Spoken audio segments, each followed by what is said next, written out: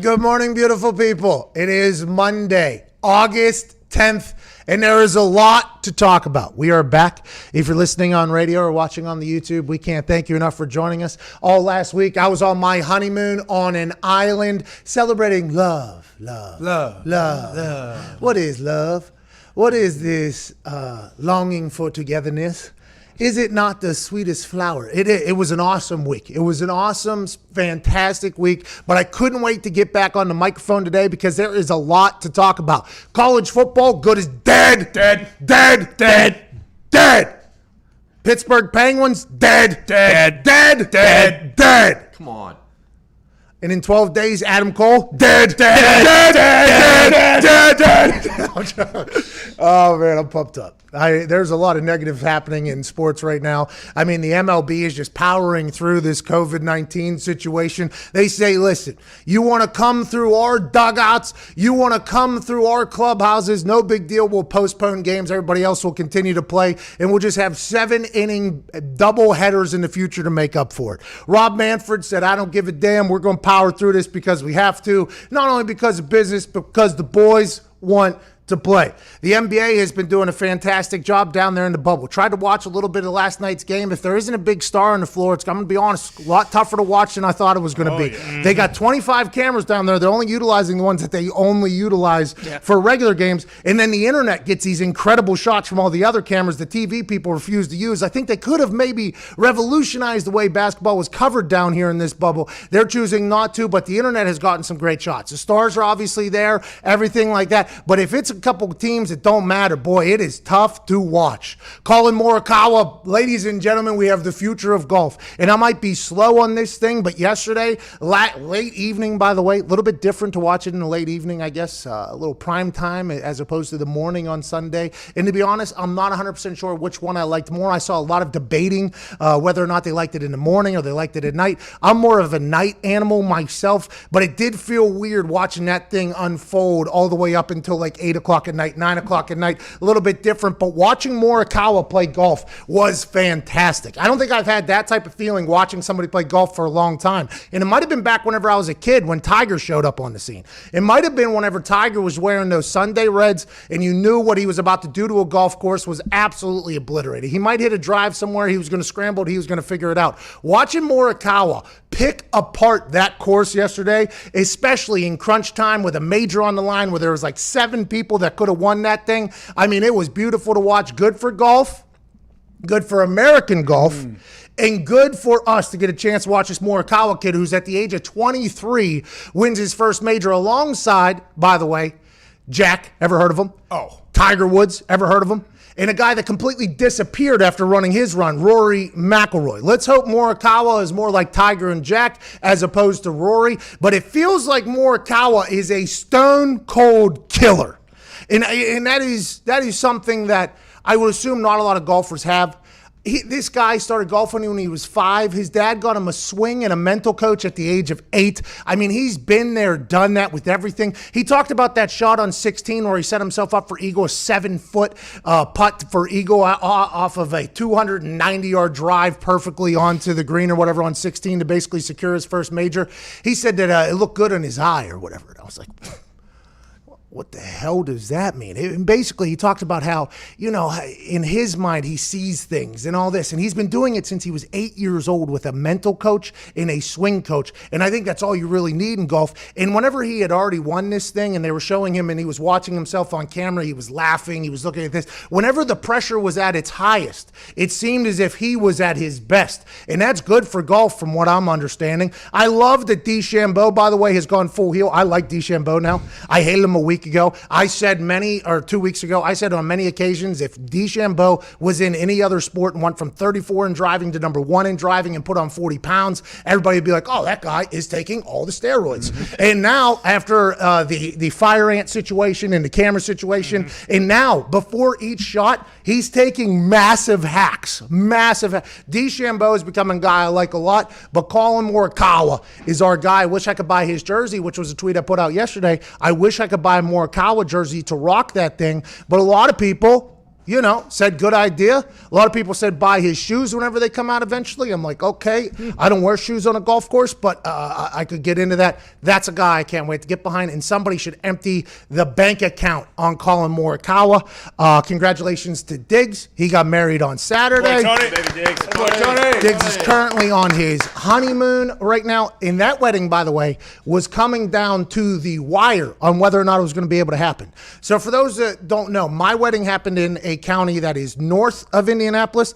Diggs's wedding happened in the county that Indianapolis resides. The county that Indianapolis resides in, much stricter mandates on the mask and the social distancing. So the fact that he and his bride were able to get that wedding off when it literally was down to like the last week on whether or not it was going to happen. Now he's off on a honeymoon. Incredibly happy for them both. If they enjoy it half as much as my lady and I enjoyed ours, I think they're going to enjoy the hell out of it. They're going to talk about love. They're going to talk about their future. They're going to do all that. Happy for Diggs. All the boys are here. At Nick Moraldo's here, sitting in Diggs's chair here at Boston Connor. How you doing, bub? You look ridiculous. Thank you, Pat. I'm feeling fantastic. Honestly, thinking about a mental coach now that Morikawa got when he can see the future. I mean, come on. It would have been nice if you got that as an 8-year-old. I think the world would have been much more thankful. I concur. Even better now, especially with your killer shades that you have on, a little Neo-like, and you also have, I believe, braided hair. Oh, yeah, I got cornrows, and yes, I did get these in the Matrix. I hopped out there for the vacation, came back yesterday. I feel great.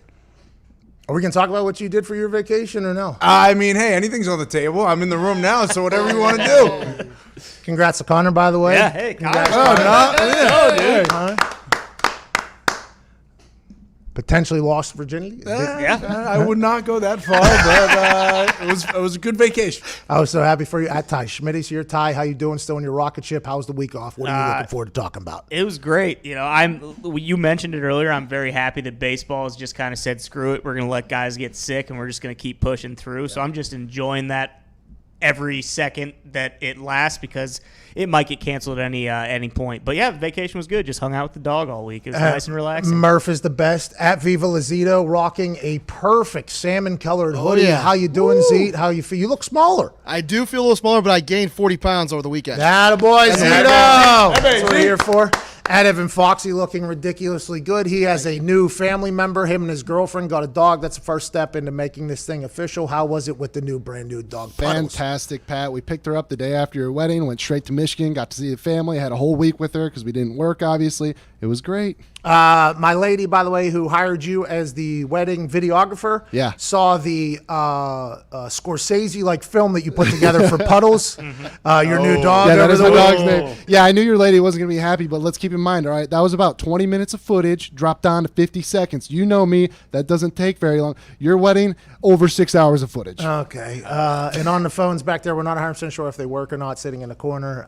We have a kind of a newer looking studio. I don't know if we have a shot of it. We're opening up the production room a little bit more. We took the Connor's little, what was that called? Like your phone booth. The old phone booth. Yeah, but it was a little bit more than that. I mean, it was a psycho haven there for a little. Yeah, it was a dungeon. Maybe a padded room. There, something like that. Emmett sitting back there. We opened it up because big things are about to pop off this fall. I mean, big old things are about to pop off this fall. It was fun to think about it all this past week, I get some vitamins. I look off into the distance. It's just a great place to kind of clear your mind, and especially, in the middle of that, where you kick a guy in the face, his soul leaves his body. Yep. You know what I mean? Hell yeah. That was pretty big. You got some good sunsets out there too. Good sunsets. Top of the line. I mean, I had a great week. I had a great week last week, and now we get back into this week, and it's gloom and doom all over the place for the sports world. I mean, college football. We've been saying this for a long time. Now, I don't like to be the guy that says, "Hey, I told you so," okay? Because I feel as if when I speak normally, I'm right. Okay, so I could be doing that all damn day if I really wanted to. But, I mean, I've been wrong, obviously, plenty of occasions. But I feel like on a lot of stuff, I don't get enough credit for being right because how I deliver it is much more entertaining than how the boring people on TV talk. So what we've been saying this entire time about college football versus the NFL, we've been saying that college football probably not going to happen or not looking good to happen because the people that are ultimately making those decisions don't necessarily have to love football, okay? Right now, if you look at what the Big Ten's happening, two of the presidents, Michigan and I forget who else, are actual doctors. Okay, they're the presidents of the universities. They're actual doctors. Now, I'm not saying they are smart. Book smart. Who knows if they're street smart, but they're definitely book smart. There are two different kinds of smarts. I've never read a book in my life. I feel like I could do pretty good in some situations, but I would lose in Jeopardy for sure against those people that are book smart. But these people that are making these decisions for college football, I don't want to say that they all hate football, because that would be quite a generalization, and nobody wants to paint with a broad brush. Okay, nobody wants to do that. But these people don't necessarily have to love football. For instance, in the NFL, the people that are making the decisions on whether or not the NFL is going to happen love football, also are very much invested in the business of football. Let's go ahead and make this work however we can. These college campuses that are guiding these decisions and making these the people that are making these decisions, they're not in the football business. And I would argue that some of them probably hate sports to begin with. Now, that is a rude thing to say, and I'm not saying that by person, but if you look back on the war of football a couple years ago, which was a very real thing, who was it? It was a lot of the academics, it was a lot of the doctors that were obviously care about humans more so than anybody else, and the future of these humans' lives is not worth the potential benefit of them playing now. There was a real war on football and a war on sports for a little bit. And who are those people? Those are some of the people that are going to be making decisions on whether or not football comes back this fall, and nobody gives a damn about the sport unless their pockets are directly affected by this. And that's why it's been such an interesting decision. You saw the Ivy League go ahead and cancel it, like a month ago almost. Now the Power 5 conferences that make a lot of money, a lot of their schools generate a lot of revenue from the football teams, a lot of these types of things happen. They've been delaying. They've been trying their best to kind of play zone defense, kind of pat the floor. Let's go ahead and see how we can do this. Let's get back to campuses. Let's get some workouts. Let's have the freshmen work out with the freshmen. Let's do this. Let's put masks on. Let's have social distancing. We'll be able to make this work for sure. We'll tell the people at the beginning how many positive tests come out of our camp, and then we will stop doing that because the numbers are going to get a little bit alarming. But we are going to battle through. We're going to battle through. We're going to battle through. And now it feels like the decision that is being made by the people that aren't football people is finally coming down, and that's college football is not going to happen. Now, the players, college football players for, the last 30 years should have been a union. Okay. And people say that they should be a union strictly because there's a lot of decisions that get made for players that players don't have any say in because they're amateur athletes, right? They're student human athletes. And there's been a call for player unionization for years and years and years. And now with Trevor Lawrence, a man who doesn't have to play another college football season, going out and leading the charge basically about how we want to play. And then you got Justin Fields, another Heisman candidate. We want to play. And now you got athletic directors. Arkansas's athletic director says we want to play. Coaches are coming out and saying we want to play. And I want to let them know, I love that they're coming together. I love that the players are coming together. I love that the football community is coming together. That's a beautiful thing. But at the end of the day, their voices do not count or matter. And the athletic director's voices don't even matter. Coaches' voices don't even matter. So the fact that the players are doing this, I absolutely love it. But at the end of the day, it is not going to matter. This is not going to matter. And it's almost like Kirk Herbstreit came on our show March 27th. And Kirk Herbstreit is a guy that we all like a lot. He's handsome. He's very good at what he does. I love the man. He came on our show and said, listen, you might as well just go ahead and cancel college football. There's no way we have college football with the way the world is right now. And we said, Herbstreit, shut up. Plenty of time. Herbstreit, I don't need your negative BS right now, okay? I was just told by the government to lock it down in my house for the next 2 weeks at least. I just saw March Madness get canceled. I just saw an NBA game get canceled right before it started. And I heard horrifying yells from the fans in Utah whenever they were told to exit, they are safe, go home, and never come out for at least 2 weeks, okay, Herbie? We don't need your negativity. But now here we are, 3-4 months later, and there is literally zero new information that we have about COVID-19. Okay, we have no vaccine, we have no cure. There is allegedly a cure, but that person was told not to ever talk again, basically. So I don't know if that's because they're wrong or if that's because that's not an accurate depiction. Now we're told that students are coming back to campuses, but football teams can't play. Then you got the contradicting guidelines and rules of every other sport. The NBA, those guys are leaning and sweating on each other for 48 minutes? Is that what it is? Mm-hmm. Yep. Leaning and sweating on each other for 48 minutes, getting tested every single day, don't even breathe the same air as anybody else who's not getting tested every day or every other day. They have to put masks on immediately after, can't talk to each other. The MLB can't high five, can't spit on each other. The NFL is going to be allowed to tackle players from other cities, okay, that live in other cities, but immediately afterwards, not allowed to sit next to their own teammates in the locker room. It's just like none of it makes sense. But here we are, August 10th, just chugging along, and college football feels like it's not going to happen. Especially with college football. I mean, I saw this morning on Get Up, Hembo put up a graphic. It said the average Power 5 school will lose $78 million.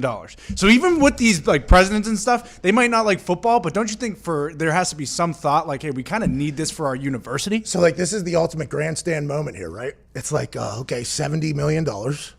Or do we care about humans more than anybody else cares about humans? In the future of humans more than anybody else cares about the future of humans. I mean, this is a moment where, and you're going to hear, I didn't watch a lot of ESPN last week. My lady and I kind of disappeared for a little bit, you know. Now, granted, I was on Get Up in the middle of my honeymoon, and that was a conversation that was had with my wife and I, obviously. She did not love it. But she did not hate it either, though. She actually kind of was enjoyed by. I mean, I got a call from room service in the middle of my head with Get Up, and somebody knocking on my door at the same time. So, and a phone.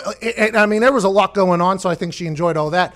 But I didn't watch a lot last week. Was a lot of the pundits talking about how the players' safety and how the players are scared and college players don't want to play. Is that something that was a narrative that was being spun? I mean, maybe a little bit, but it didn't seem like they were really hammering that home last week either. So is that why, I wonder why the players wanted to come out, and I would assume the players just want to come out and say like, hey, we don't have a voice normally in this particular thing because we're college athletes, so the universities control when we talk, the universities control how we tweet, the universities control how we do everything.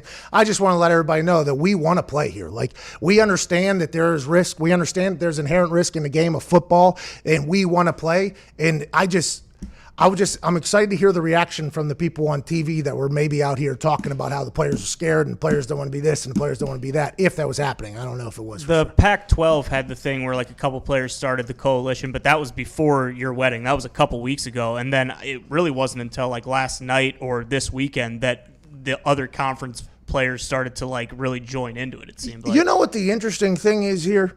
You know, we know nothing right now, okay?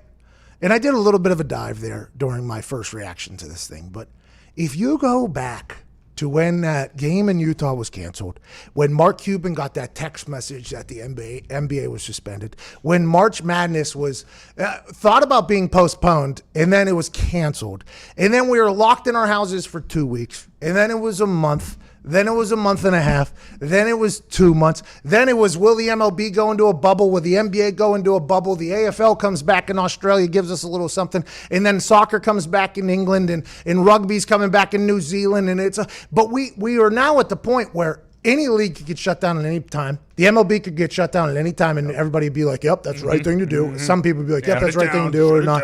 The NBA could potentially, if there is an outbreak there, who knows what's going to happen. I mean, we know nothing about the world that we're currently in. We know nothing about how to beat this thing, and we're 4 months into this thing, and we're just sitting around hoping that college football happens when it very clearly will not be happening. But I don't think this is going to change anything with the NFL other than the potential scheduling of games on Saturdays, which we also talked about months ago, which would be awesome. Thursday night, Saturday night, Sunday night, Monday night, NFL football. I don't want to say I'm pumped up about it, but it would happen if college football does get canceled. Well, and it doesn't make sense because, like you said, I think we were operating under the assumption that they weren't separating football at all. So they were just saying it's not safe for the students to come back, so football can't play. But now a lot of these people they're moving students into dorms, and even like some schools that are doing it a little differently. It's like, okay, well, only graduate students and freshmen will come in. Well, how big is an incoming freshman class at a state school? It's still massive. Like, and then think about, like, for Clemson, for instance, Trevor Lawrence was talking about this. They're doing online classes only, I guess, until September 21st or something like that. Mm-hmm. So you're going to send those dudes home? Is that what's going to happen? Because, I mean, I understand you hear about stories from the NFL guys who come from very, very rough neighborhoods and tough conditions. Now, times that by 10, because that's how many people in college that play college football, right? You got to remember there's such a small amount of people make it to the NFL, and you hear their stories, and you're like, damn, that guy came from what? He used to do what? And blah, blah, blah, all that. Like, yeah, there's some incredibly hardship situations that happen for a lot of college football players. A lot of college football players. I'm not saying everybody, obviously. Can't paint a broad brush. But for the Clemson guys who come from, neighborhoods that are not great, they're getting sent back in there. And how's the medical there? How's the social distancing practice going to be there? It's like, do the presidents only care about what happens under their watch? so that saves them from lawsuits in the future? Or do they actually care about the student human athlete in the situation that they're coming from and going to, and knowing that if they potentially go home, there's a chance that they A, maybe never come back, or B, end up in a situation that they're not supposed to be in that could be even worse than this. So it is a wild scene in college football, and ultimately people are going to make decisions to cover their ass now, cover their ass in the future, and ultimately because they know nothing about the world that we're in, it all depends on who you get your facts from. Who you can get complete contradicting facts from two different places if you want to. Yep.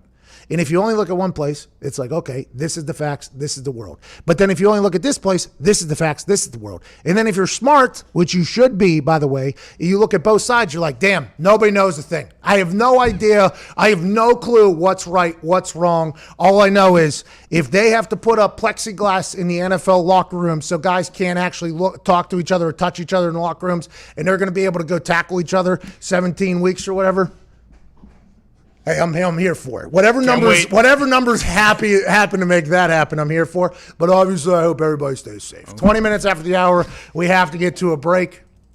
It's insane. Yeah. Can't send them home. There's so much more to do when you're home than go online and do a class. Like, come on. College is supposed to be a place where you shape yourself. Like a lot of college athletes, if it wasn't for college football and college basketball and baseball, lacrosse, not lacrosse, right? Because that's the whitest sport I've ever seen in my entire life. The whitest, privileged sport I have ever seen in my entire life. Lacrosse, by the way, it's growing. Sport of the future. It's growing into richer communities, maybe. Perhaps. I watched some clips of the finals thing. The whip snakes, the drip snakes back to back. Yeah, not bad. Not bad. The drip snakes, yeah. But I'm talking about for college athletics. When I got to WVU and I met some of my teammates, I mean, man, that was a crash course in life and how it could be. And a lot of those guys obviously didn't make the NFL. And a lot of those guys, I assume, went right back to the same streets. I mean, I have probably 4 ex-teammates that are currently incarcerated for numerous charges, 4 or 5, maybe 6. I haven't really kept up with enough. I mean, it's just not great. There's a real world out there that exists where a lot of these guys come from that they're trying to escape and get out of and bring others alongside them. And if you just think like, yeah, can't be on campus, let's send them back in there. It's like, are you really helping them? I don't know. Are you helping yourself, though, from a future lawsuit? I guess, for sure. Because if 10 years down the road, we found out COVID-19 is just an absolute savage on the body. I mean, which we don't know. We have no idea. Could be. We have no clue. None. Here we are, 4 months later, stay in the house 2 weeks. We'll figure it out. 4 months later, we still have no clue what's going to happen with anything. But we'll keep chugging along. 12 days until I kick the soul out of it, man. This is the Pat McAfee Show, Monday, August 10th. We'll be back on the other side.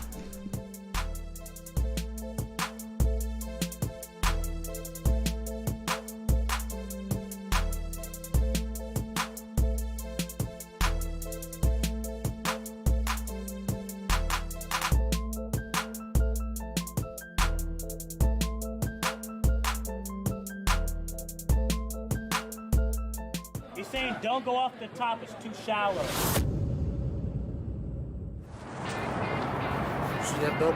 All you're going to hear this stadium do is they put the big paw up, they start shaking it, they go, whoa. Hey, what things are going good, Mason?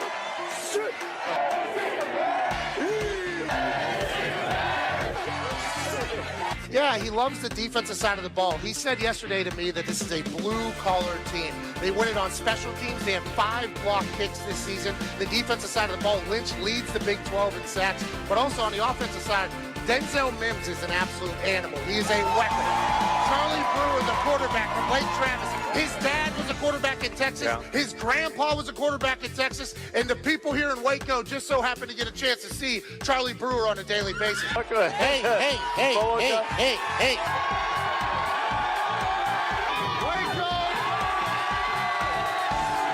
Yeah, Boomer here is going to mean a little bit different than what it means on the internet currently. And hopefully here in Baylor, they hope they're not hearing a lot of boomer. Sooner.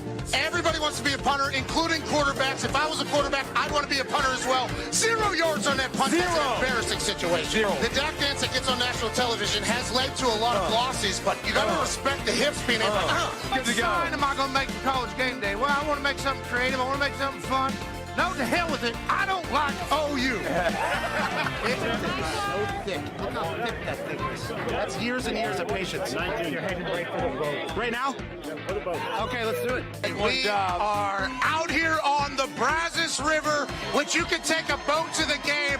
One of the only stadiums in the country that you can do that. It's beautiful out here. A lot of people would say, this is the last time I'm going to be on game day. The last time I allegedly did what I'm about to do, I ended up in a jail cell. Let's go!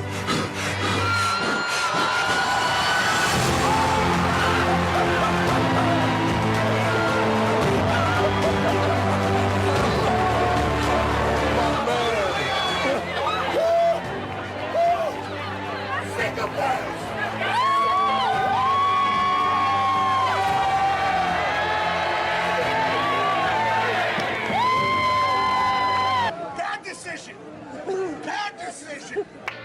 The poop kicker's getting some wet down here. A lot higher than I thought. You look like Ric Flair.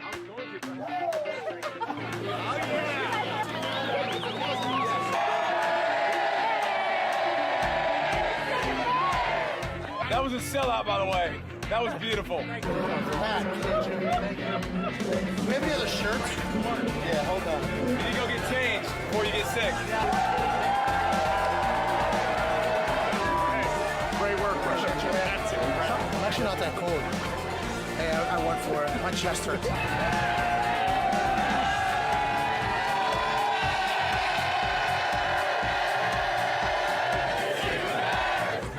It was like 5 feet. I was standing there. That's full commitment, by the way.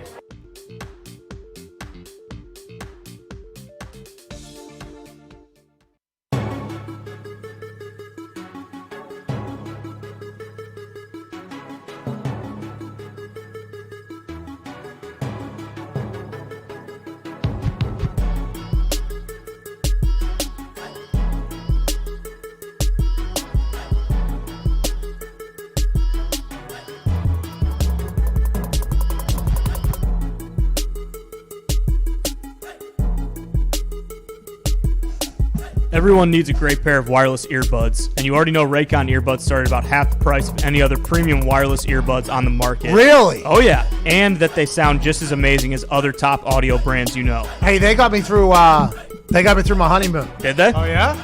So there was something called a fitness tiki. Okay? Didn't have a fitness room, they had a fitness tiki. Like that. But only 2 people were allowed to be in the fitness tiki per time, at a time. So you had to call ahead and schedule. So you never knew who was going to be in there with you. So I took the Raycons in there, noise isolating fit. A couple times did like the wave look away.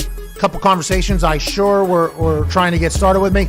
Couldn't hear it. Sorry. Can't hear a single thing. And it wasn't lying. I was telling the truth because the things stick so perfectly into the ear holes. Smart. And I'm assuming that they were the everyday E25 earbuds. Yeah, they were. Which are their best ones yet. They have 6 hours of playtime, seamless Bluetooth pairing, more bass, and a more compact design that gives you a nice noise isolating fit. Hell yeah. Hell yeah. Raycon's wireless earbuds are so comfortable that they're perfect for conference calls, video chats, or binging podcasts. And unlike some of your other wireless options, Raycon earbuds are both stylish and discreet with no dangling wires or stems. You've heard us talk about how the company was co-founded by Ray J, and celebrities like Snoop Dogg, Cardi B, Melissa Etheridge, Brandy, and J.R. Smith are all obsessed with Raycons. Now's the time to see what the hype is all about. Get 15% off your order at buyraycon.com/Pat. That's buyraycon.com/Pat for 15% off Raycon wireless earbuds. Buyraycon.com/Pat. How's J.R. Smith playing? Pretty good. That's what I'm talking about. Pretty good. It's our guy. Joining us now is a man who is a long-time NFL quarterback. Now he dominates the screen on ESPN. His hair looks stupendous. His mouth says some things that are dumb every once in a while, but usually very, very intelligent. Former teammate of mine, ladies and gentlemen, ESPN legend, Dan Orlovsky. Oh, look at that! Hey, you had one piece off this morning on Get Up, and the boys and I were talking about it. Sometimes I do that on purpose, just to have like a little curl that'll dangle somewhere. When you've got this, like, easy. Oh my God! What's the shirt? Who are we plugging here on the shirt? Oh, this is Goff, Jared Goff's shirt, his foundation. You think he's good at football? I do. Really? Kind of ruined the Rams, didn't they? Whenever they paid that guy. I would say paying other people had more impact, and also not making a first-round pick over 4 years hurts you a little bit. But I think Goff is super accurate. Super accurate. He'll be fine. Dude, he was a lot better than people said last year. A lot better. Their offensive line stunk. Jeez.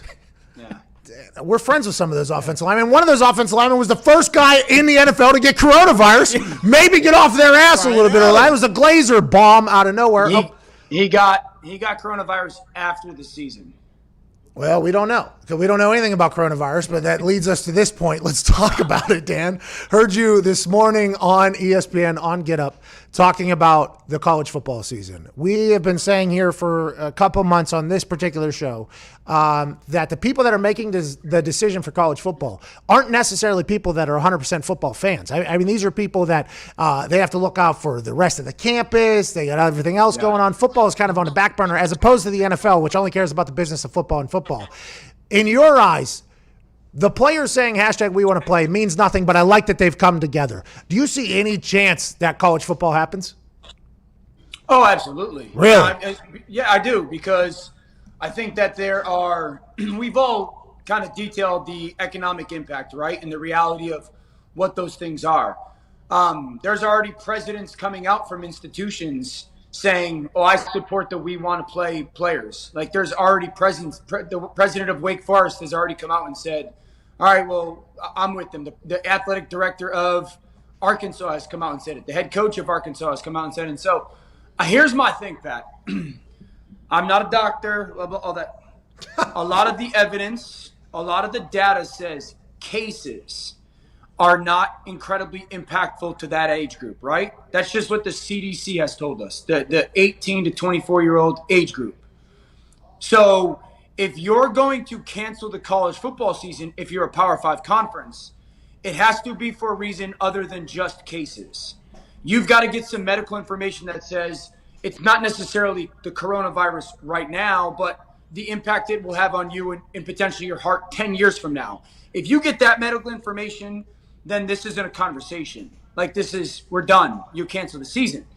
But if you are just basing it off of, well, infection rate, then yeah, I think there's going to be conferences that go, we're going to surge forward because NBA has. Major League Baseball was done 10 days ago. They're staying afloat. PGA Tour has. KBO Baseball has. UFC has. Now, they all have gotten certain bubbles, but they've all made it work in some capacity. So I think these conferences will look at it, and unless there's long-term information that comes available, they're going to play. Dan, we're two guys who aren't doctors, but let's talk about, if it is the 10-year effect, okay, and they're like, well, we don't know what's going to happen 10 years from now if people get it. How long are they going to cancel everything then? Because we won't be able to find out what the 10-year effect is until what? 10, 20, 30? Yeah. So I don't know how this works. And you're a lot more optimistic about it than I am, I think, because the presidents, they have to cover their ass. The people that are making these decisions have to cover their ass completely for future lawsuits, current lawsuits, everything like that. And I don't know how they get it passed. I don't know how they do it. What happens if the players who are part of the We Want to Play movement sign a waiver that says, but what happens? Like, that's my thing. Like, will they do that? Will this new player power do something like that? Because I get both sides of it. And I texted you this morning. It's not as black and white as a lot of people are making it out to be. This is very nuanced, and there's a lot of unknowns to it. My thing is this. If there's going to be a medical expert that comes to me and tells me we have this data that tells us there is long-term heart complications or issues tied to the coronavirus, then the answer is an easy decision for these conferences. We don't know what that would be, obviously, in the future. But then if you're not going to tell me that, then why am I canceling? because the CDC data tells us that the cases aren't incredibly impactful. Dan, you got to remember, people are getting all their information from either right here or right here. And this information, by the way, is completely different than what this information is given out right here. It is insanity right now what's going on. And that's where the NCAA has been a complete and utter embarrassment. Forever. Oh, you're talking about right now. Forever. Oh, just right now. But like, forever. I asked this morning. How does one conference have this medical expert and another conference have another medical expert? Like, what happens if I don't agree with that person or I don't agree with that person? Like, what happens if these medical experts disagree? Who gets to make the decision? And so I think that's been an utter failure.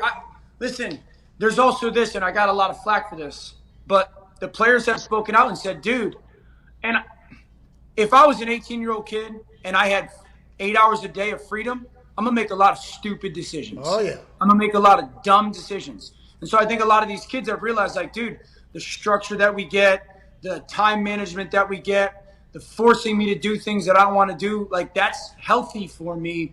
That's why these kids we're seeing want at least some form of a season or football structure. We had a source here in Indianapolis because this is where the NCAA headquarters are. We have a couple of sources that potentially own the properties that the NCAA own. And we have been told that there was a lot of activity over the last day or two at said headquarters. So I assume that Mark Emmert and the NCAA and their medical people and their advisors are trying their absolute best to figure this out because of how much money is on the line, but also having to think about the potential optics of it if they go back, but one conference doesn't, because Big Ten and Pac-12, they're saying things and they're doing things, right? And the Big Ten, I guess they had a vote. Dan Patrick came out this morning and said one of his sources said that they had a 12-2 vote not to play, and the two that said yes were Iowa and Nebraska were like, we'll play. The other 12 said no, and I assume that would be presidents as opposed to athletic directors, because athletic directors are like, yeah, let's figure it out. Presidents are like, let's do it different. It seems like there's mixed messages coming from everywhere. From your world in the ESPN world, because you're around a lot more people that have sources deeper than us, is there a chance that one particular conference potentially plays and another conference doesn't? And how does that affect everything? Absolutely. I think there's the chance, from what I've heard, that there might, like Iowa and Nebraska, they might get pulled into the Big 12 then if they want to play. Like, you know what I'm saying? Their presidents might go, we'll go join this conference for this season. Or if the Pac-12 votes no and, I don't know, USC wants to play or Oregon wants to play, can they join the SEC for a conference? I absolutely can see that being a situation. So, my question is this. I want to know why.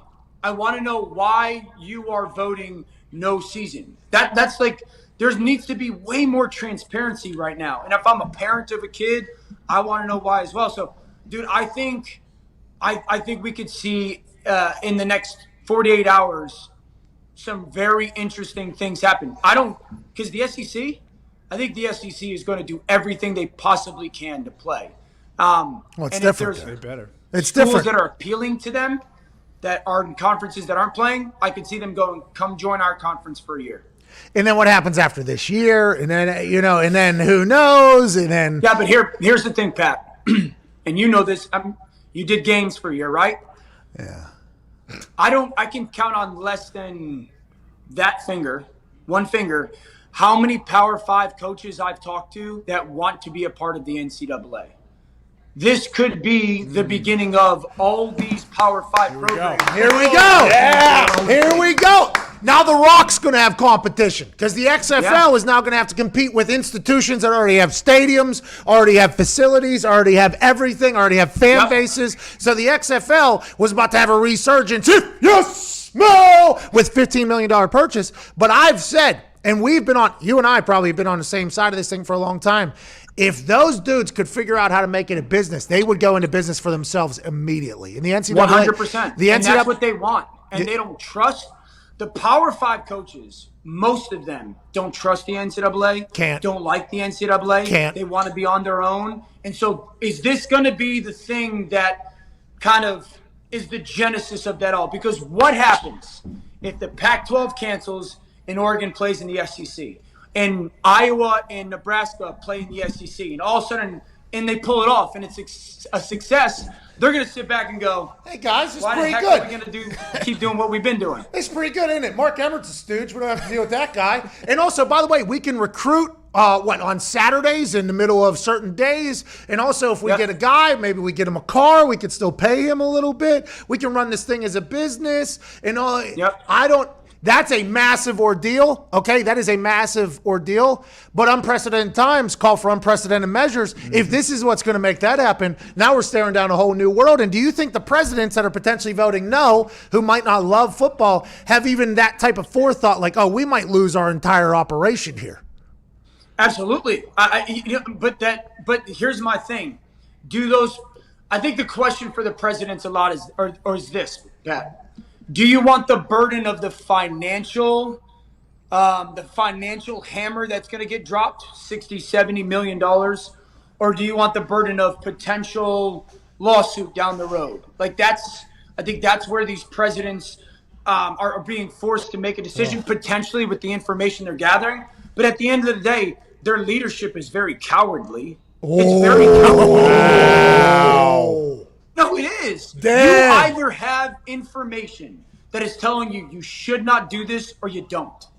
Hey, I like it. You just called a bunch of people cowards, and I'm all about that type of thing. You just going out there and spending, especially with that hair day that you're having right now. You do what you got to do, Dan. No, that's me being honest. Like, you either have the information that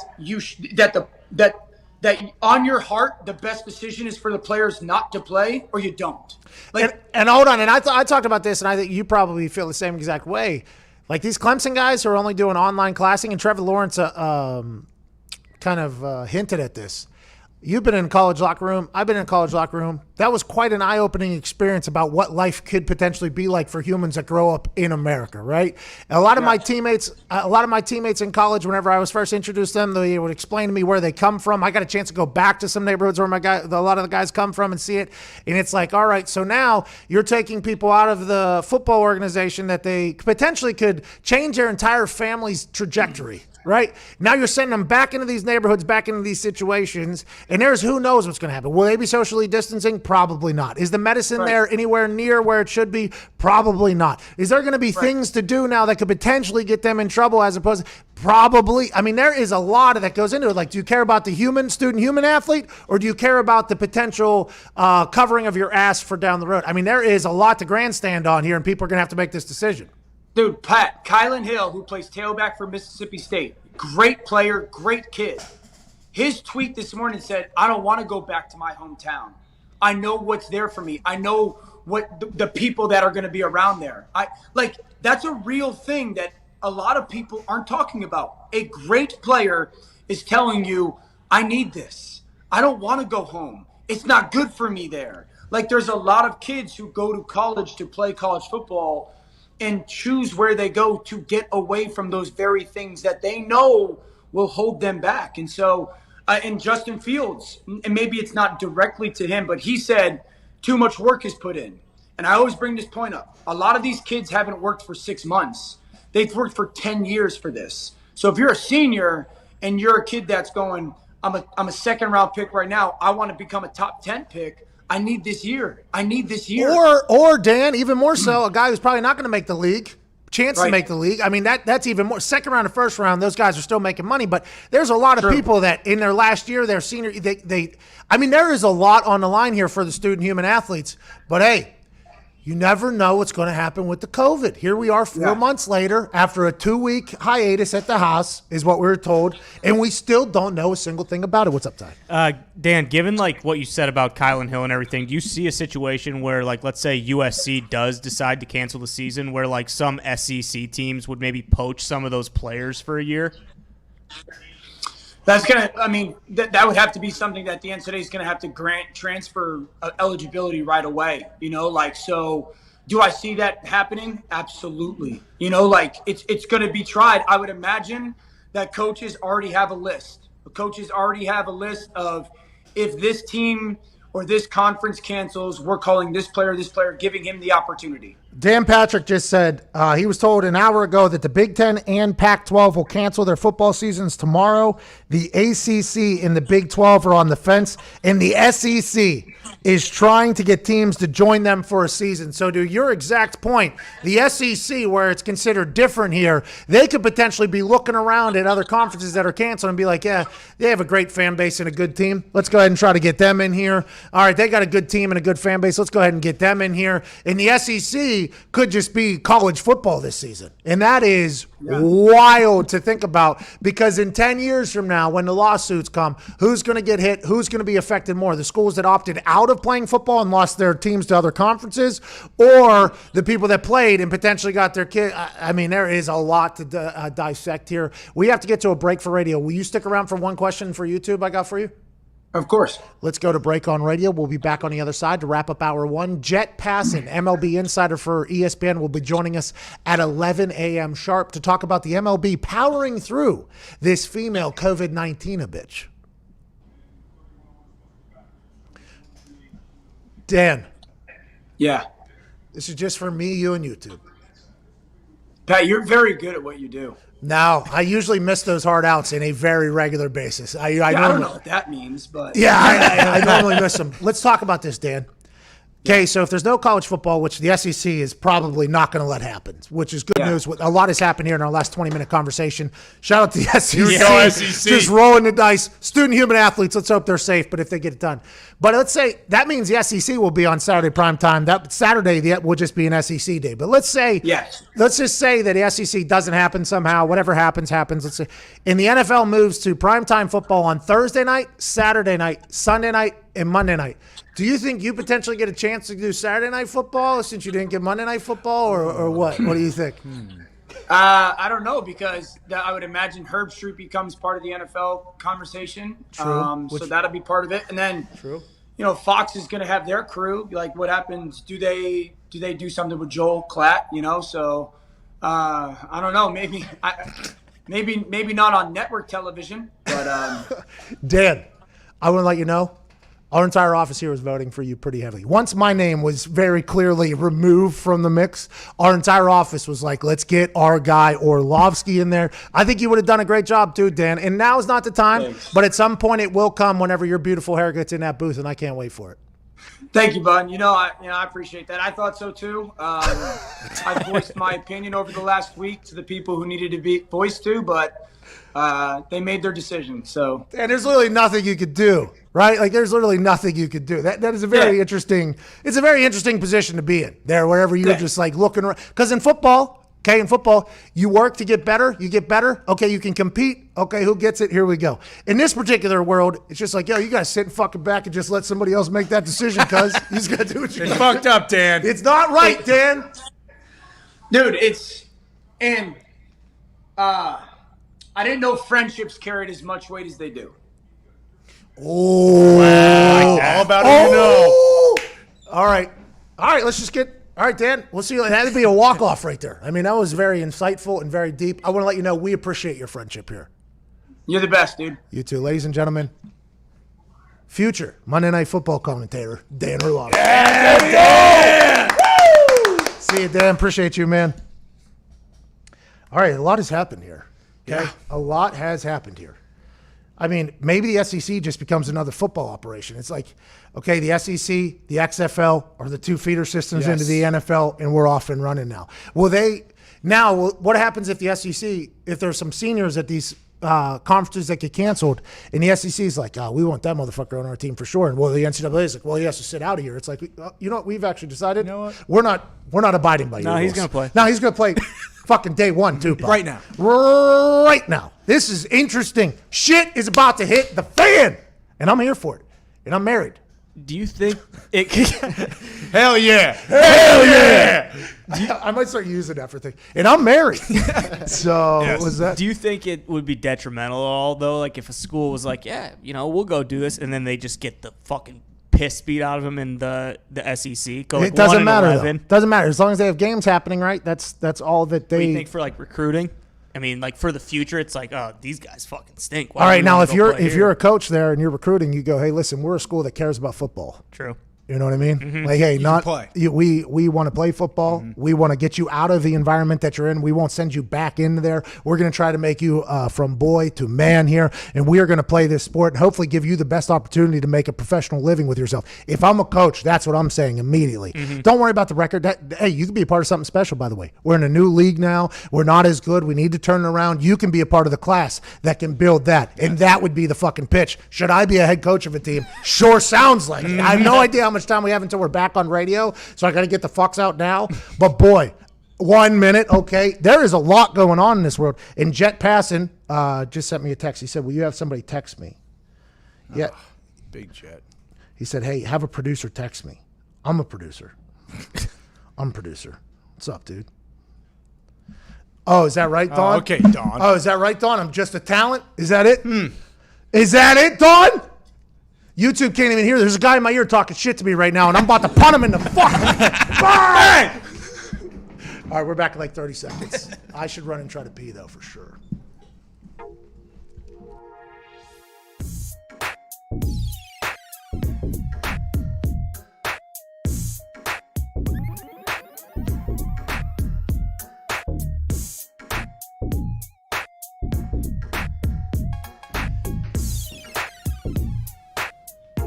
All right. Welcome back to the Pat McAfee Show.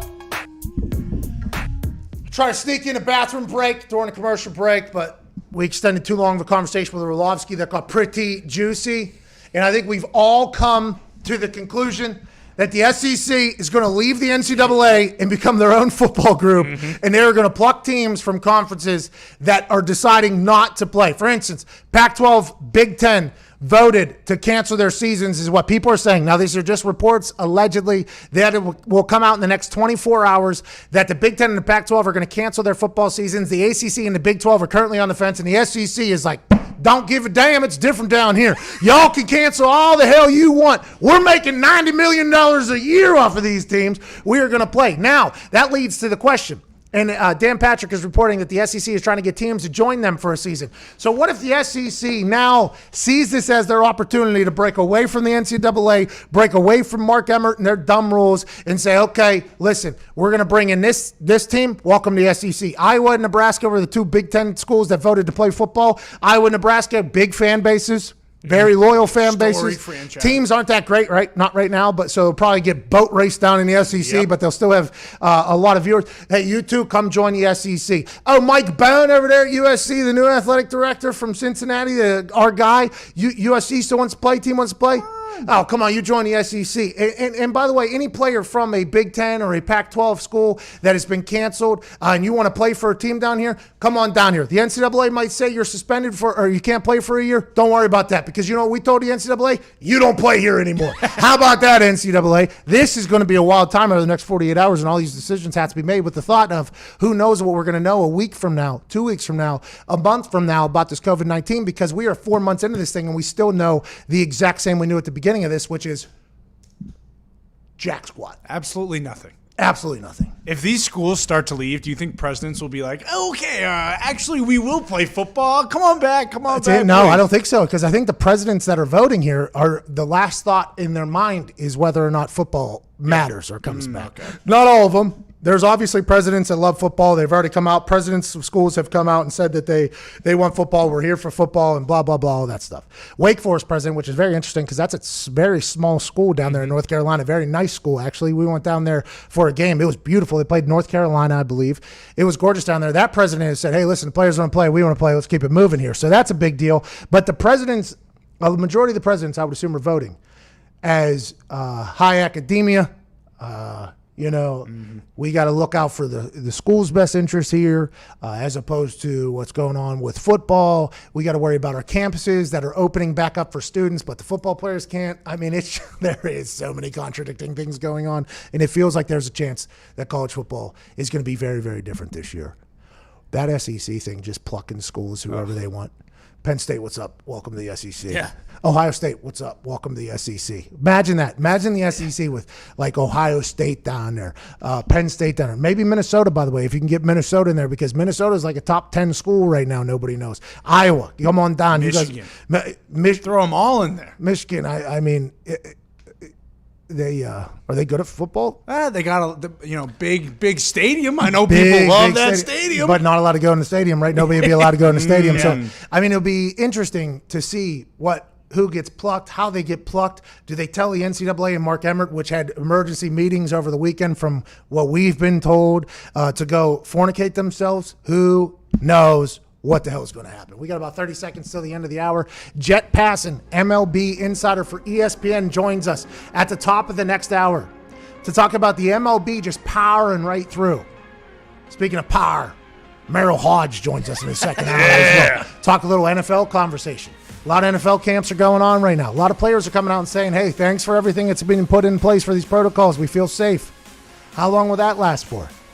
Who knows? This is Pat McAfee Show, August 10th. In 12 days, I kicked the head off of a man. We'll see you on the other side.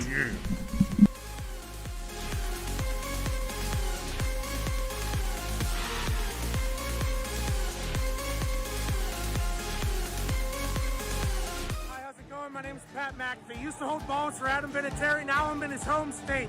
College game day is absolutely electric. In Brookings, South Dakota. Let's go! College game day has made the voyage to Brookings, South Dakota to experience a game with the best fans in college football.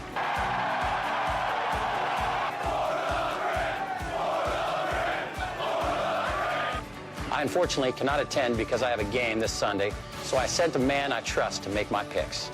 A man who was my holder for almost a decade. Please be nice to him. Welcome this week's celebrity guest picker, Pat McAfee.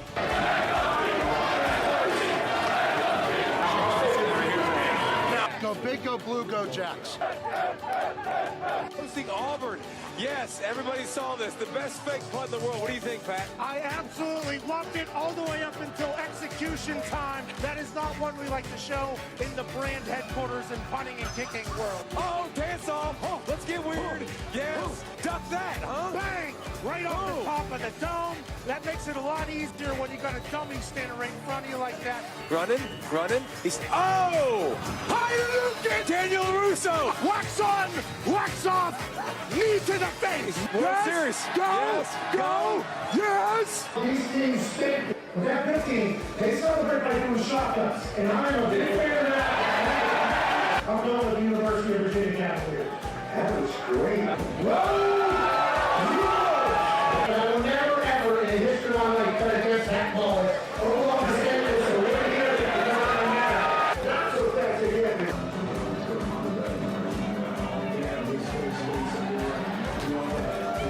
But I'm going with Trey. Please excuse my dumb friend Kirk. Look at this crowd. They've been out here since 4 a.m. College game day comes to town. They lose their mind. The population of this state is about 800,000. And when the Jackrabbits take the field, they're alongside all 800,000 South Dakotans. The Dakota marker was in Fargo for far too long. Today, 5 o'clock local time, the Dakota marker is back in beautiful Brookings, South Dakota. Adam Vinatieri School. They might be the Jackrabbits, but they're the GOATs today. Ladies and gentlemen, South Dakota State with the win. Give me that place in. No, don't do that. No. Leave. Coach. No. Pat says it'll be no. I told you I came on your radio show that we were going to get you on College Game Day. Not only are you incredibly intelligent and handsome, you're a man of your word. You picked North Dakota today, so I had to bury you. That's okay. But it's been nothing but incredible. The College Game Day crew is hospitable. In South Dakota State, I think we can all agree, they showed up here. Yeah. But I loved it. I've watched the show, obviously, forever. And it's on in every single NFL locker room. My coaches are. So this is a big-time deal for me, my family, my friends. All right, I'm back in the day here. Appreciate you, boys. It's from the training room at the Colts. AJ Watt tweeted.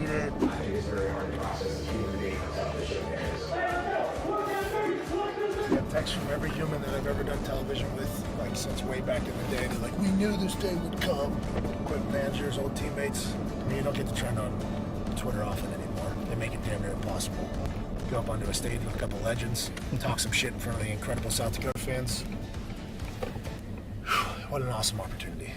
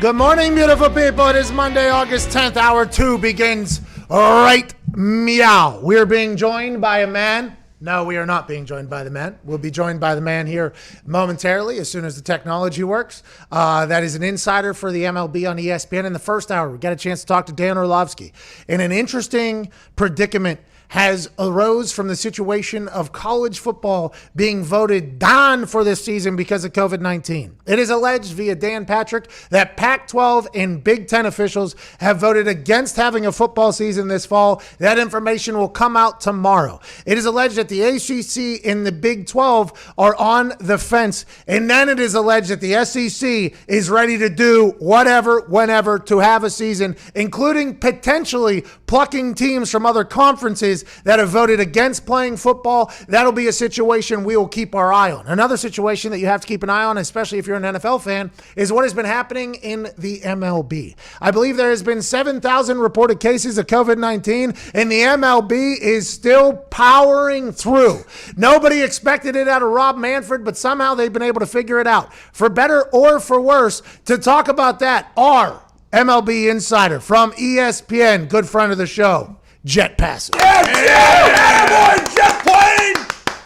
Woo! Jet, you look amazing. Thank you for joining us. I assume your life is insane right now trying to keep up with all the cases of COVID in the MLB. It's unbelievable.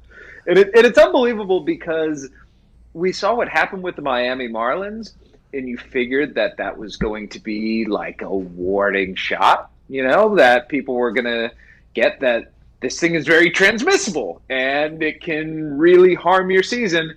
And now the St. Louis Cardinals haven't played since July 29th, and I have no idea when they're going to be playing next. And you got Cleveland Indians pitchers who are leaving the hotel to go kick it in Chicago and end up getting sent home. And like Zach Plesac, who had just pitched really well on Saturday, went out in Chicago Saturday night.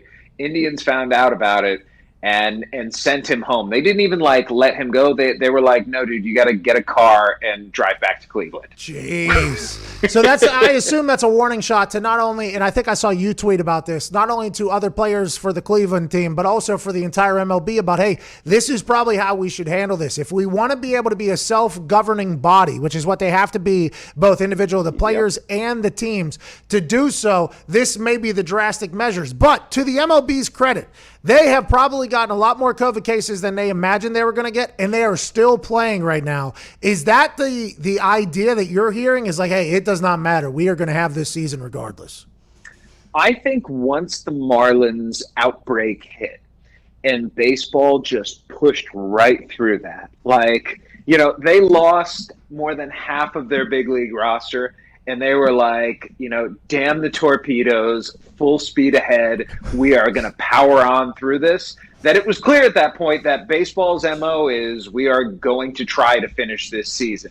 And then the Cardinals outbreak happens, and it's just like, okay, we've dealt with this before. We've seen this. We're going to reschedule a bunch of games. We're going to try to figure out. But the Cardinals they're a little bit different from the Marlins, Pat, because they actually went and traveled to, I've lost track of where the hell they are these days. I don't know. They traveled, though, and then had 2 more cases pop up on the team. Another case after that. So they have to shut down for another 3 to 5 days. And who knows at what point they're going to be able to come back. Now, Rob Manfred, the commissioner, has to look at them and say, okay, you're not going to play 60 games this year. So either we're going to use your winning percentage to determine whether you make the playoffs, or we're just going to, keep you out of the playoffs altogether. And I heard from a player last night who said, if the Cardinals play 45 games, it's 15 games less than we're playing, and end up in the playoffs instead of us because of winning percentage,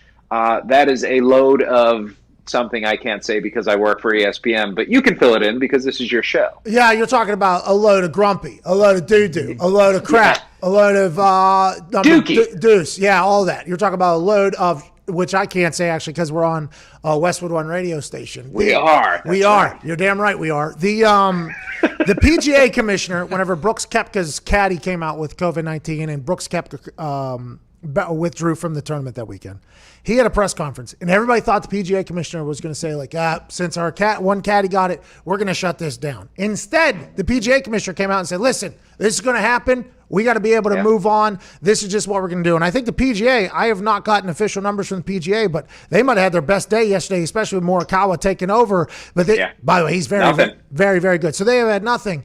The MLB, I think, is living along that same exact concept. It's like, hey, listen, this is going to happen. We're just going to power through this. This is the way it goes. How much do you think the MLB's outbreak is affecting college football decision-making right now and potentially NFL, because those are the most similar operations because they're going to have to move around?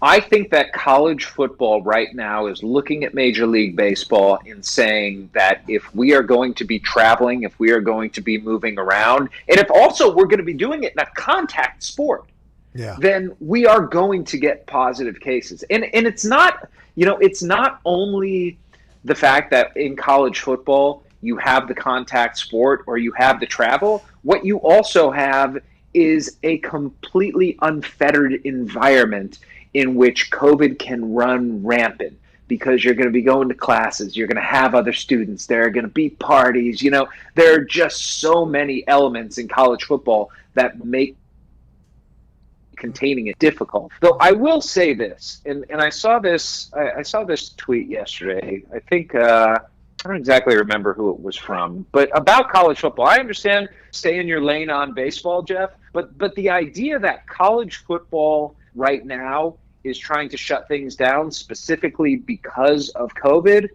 I don't know that I fully buy that. I think college football is frightened about what athletes are doing and the ownership that they're taking of themselves as a product and someone who by and large is being just milked dry when billions of dollars are being made on their backs. And you saw what Trevor Lawrence came out with yesterday, and you see what all these other student athletes are doing right now. I think that college football is frightened at the revolution that's coming and is using this time right now in COVID almost as an excuse to try and get their ducks in a row to fight this, because the NCAA. Pat, hold on a sec. I'm gonna show you something. I don't know if you remember this. Please do. You were playing in the NFL at this point.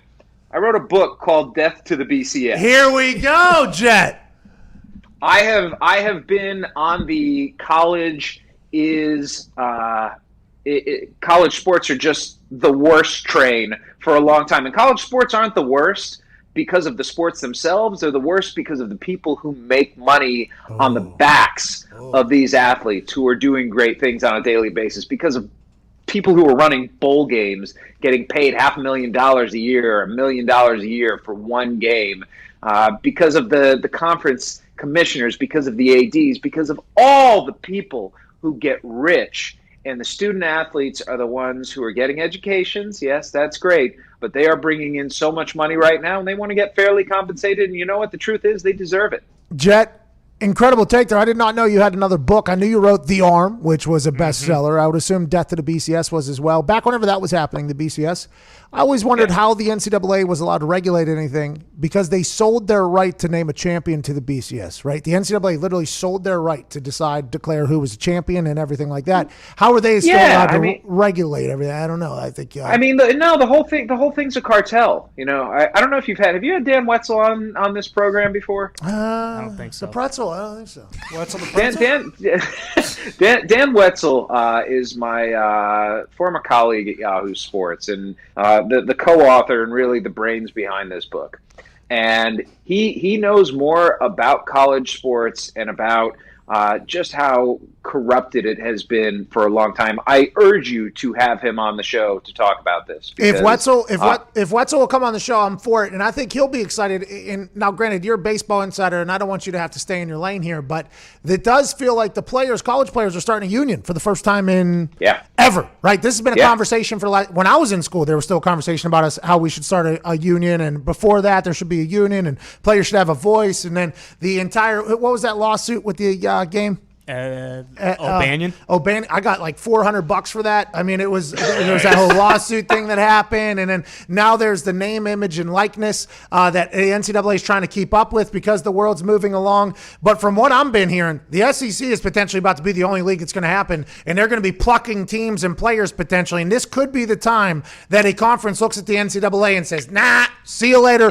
We're going to move forward." Let's talk about baseball though before we let you go, and we can't thank you enough for this. Is baseball going to finish this season? Has it proved that baseball will finish this season by any means necessary? No, I'm not there at this point that it's going to, because listen, I think all it takes is a pair of outbreaks at the same time. And listen, since the Cardinals, there hasn't been, I don't think there have been any positive tests in baseball outside of the Cardinals over the last week. But it's always there. And that's the scariest part about this. It's always there. It's always lurking. It takes one mistake from someone. It may not even be a mistake from someone. You may go home and your grandma who you lived with may have gone out and brought COVID back. I mean, there are so many different scenarios where this thing completely can fall apart. Baseball is going to try and push through it, but there has to be a breaking point. I just hope that we don't find out what it is. Astros Athletics, they fight each other. We find out no COVID is exchanged there. Will they let the managers fight with the umpires and the players fight with each other a little bit more?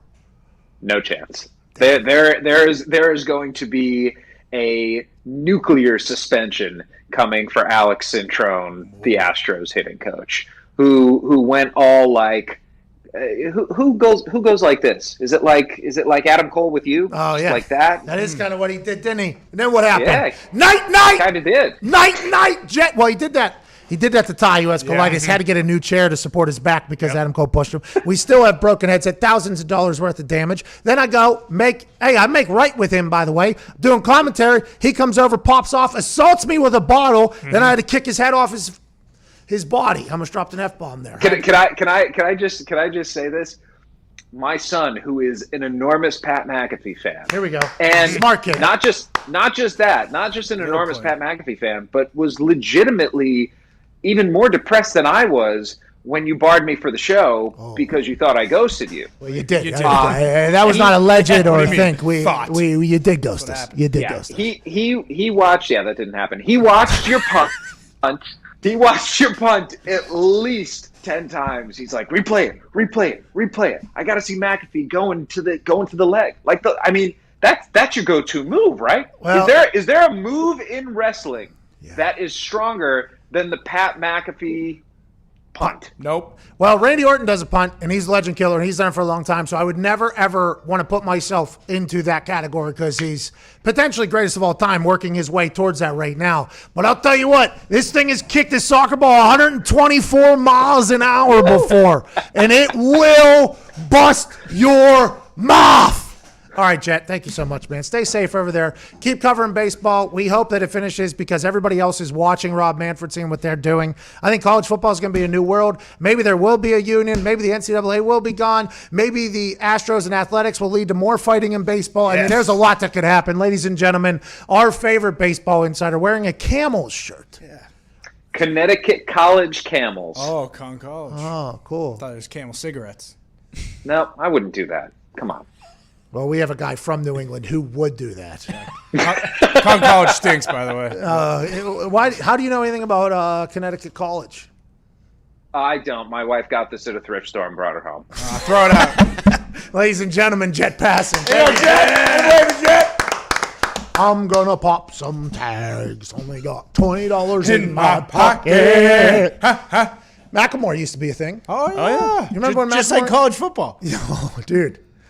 This is going to be another minor league type of operation here. You said during the break, like G League for the NBA. Yeah, exactly. The XFL was supposed to be that, but the NFL wouldn't dance with them at all, right? And I think they wanted to see at least a season succeed. Coronavirus comes in, knocks it out. Plus the person that was handing out nachos in Seattle that had it out there. But now The Rock buys it for $15 million. Everybody's like, I think he also has to pay back all the people that were filing grievances with the XFL whenever it went bankruptcy. So I think it's not just $15 million for that. You also have to pay a bunch of other stuff, which, by the way, for the Rock and the investment group is next to nothing. The people have billions and billions and billions and billions of dollars that are investing in that. But now they're going to have competition with who? The SEC? Because the SEC could potentially turn this into their own league. What a wild August 10th. We got to get to a break. We have Meryl Hodge joining us in 16 minutes. What are his thoughts on the SEC being the only conference in football right now that has just said, yeah, we're doing it? Listen, Big 12, they got their own problems. Big 10, deal with it. Pac-12, who cares? Whatever. ACC, they're near here, but even better if they don't play for us because of recruiting purposes. You know Trevor Lawrence? He doesn't go to Clemson if we're the professional SEC operation before then. The SEC, it's different down there, and it might look very, very different for a while. This is a banger of a beat. Who made this? This is from Lalania. Oh, nailed it. Lalania. Well, I just want to let Lalania know that we did not mean to disrespect you, but this is quite a heater. Absolutely. Lala for short. Or Nia. Or Nia. Oh, Neo. All one word. Oh, like you with those glasses. Oh. We're back on the other side. This is the dumbest show in history. This is the Pat McAfee Show.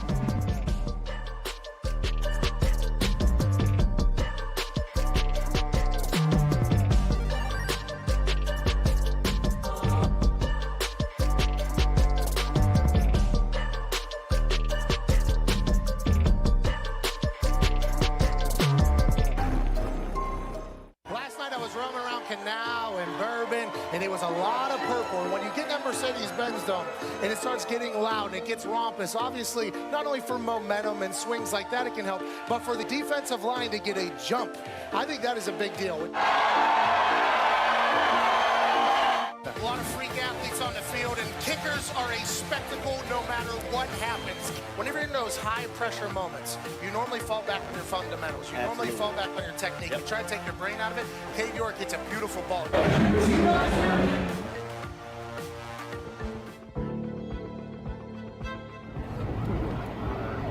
One person up in the parking garage.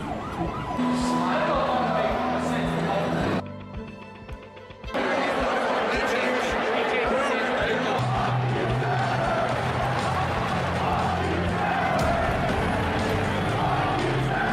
And think about him warming up right now. There's just three dudes in suits breaking down every single move he makes during his warm-up. What a wild scene here for Trevor Lawrence. Quarterback, number 9, Joe Burrow. You're supposed to be some draft expert, and you say Joe Burrow was a 5th-round draft pick before this year. Now he's number 1 overall. What do you know? What do you know, Todd?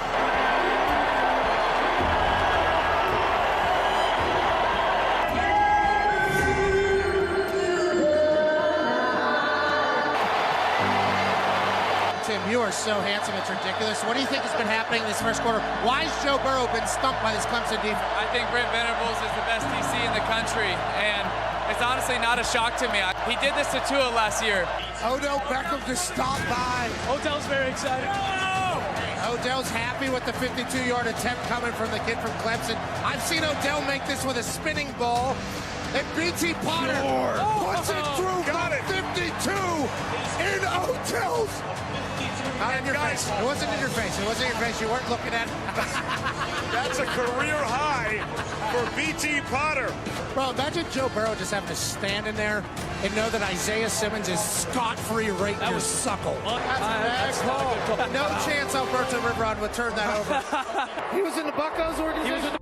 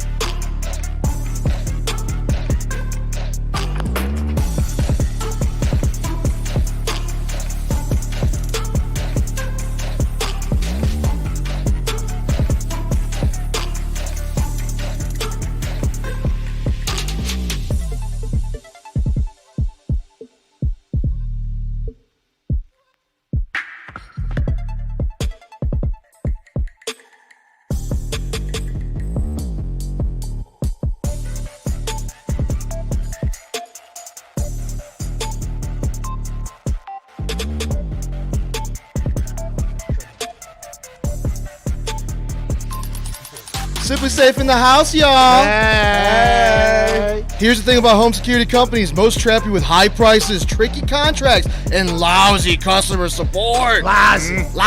Double yoy. Can't win with it. Oh, yeah. So while there's a lot of options out there, there's only one no-brainer. Simply Safe. Please feel free. Simply Safe gets everything you need. Been off a week. I know. Whenever they're in quotations, I don't get it. Quotations. Simply Safe gets everything you need to protect your. That's a baker's dozen. That's a baker's dozen, Bob. Needs to protect your home with none of your drawbacks of traditional home security. They need Simply Safe, by the way. Oh, Chicago, I think downtown just needs Simply Safe for the entire place. We were just there too. It was beautiful.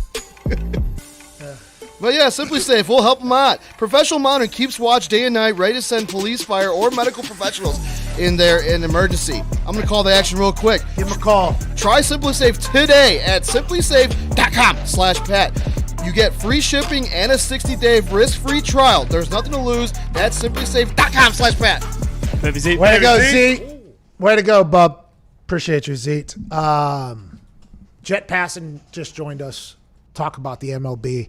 He said he's not there yet on saying that the MLB will finish a season, but he says it does sure look like they're going to power through and make anything happen. And if teams have to play less games than other teams because of COVID suspensions or delays or postponements, then maybe they go winning percentage. They're going to have 7-inning games. Is this even baseball anymore, Ty? Is this even America's pastime anymore, Ty? I mean, it's not. But not my baseball. But let's finish the season. Let's just push ahead and finish the season. I think they. Oh, you don't care about the health and the safety of the players and their families. Wow. Well, the Yankees have been very good on COVID cases. You know, they're doing it right because they know that they have a legitimate shot to win. But I think they mentioned all along too that all the money is in the postseason. So they need to get to the postseason. That's basically what they're doing. We'll suspend 5 games here. By the way, they should just eliminate the Pirates from the entire thing. Just eliminate the entire Pittsburgh Pirates rest of the season. That team stinks. I wish bad. Historically bad. Historically bad. Even by Pirate standards, they are historically bad. Just terrible at baseball, the Pittsburgh Pirates. And Connor's got a Pittsburgh Pirates hat on right now because he's sitting at Diggs' desk. And I'm sure Diggs loves the fact that you have your cornrowed head in that hat right there. That he I don't know if Diggs would even wear that hat at this point. But the Pirates games, just think about postponing all of them, right? So that saved some players and some interactions. They got the St. Louis Cardinals right now against the Pirates. That's getting postponed. The Marlins are somehow better than they were before COVID with 0 players. And all the MLB is like, listen, let's just get to the postseason, okay? This is what the entire debate was about. We want more money in the playoff pool. We want more teams in there. We want a little bit of this, and that's all they care about is October baseball, because I'll tell you what, after that first night, has anybody in here watched a baseball game other than Ty?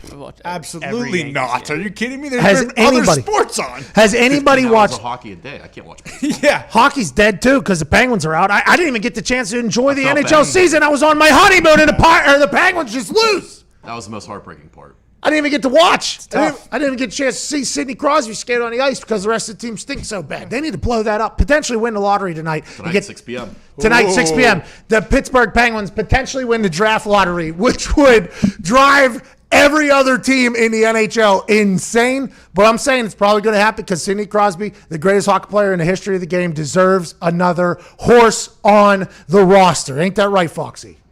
Oh, yeah, you're muted.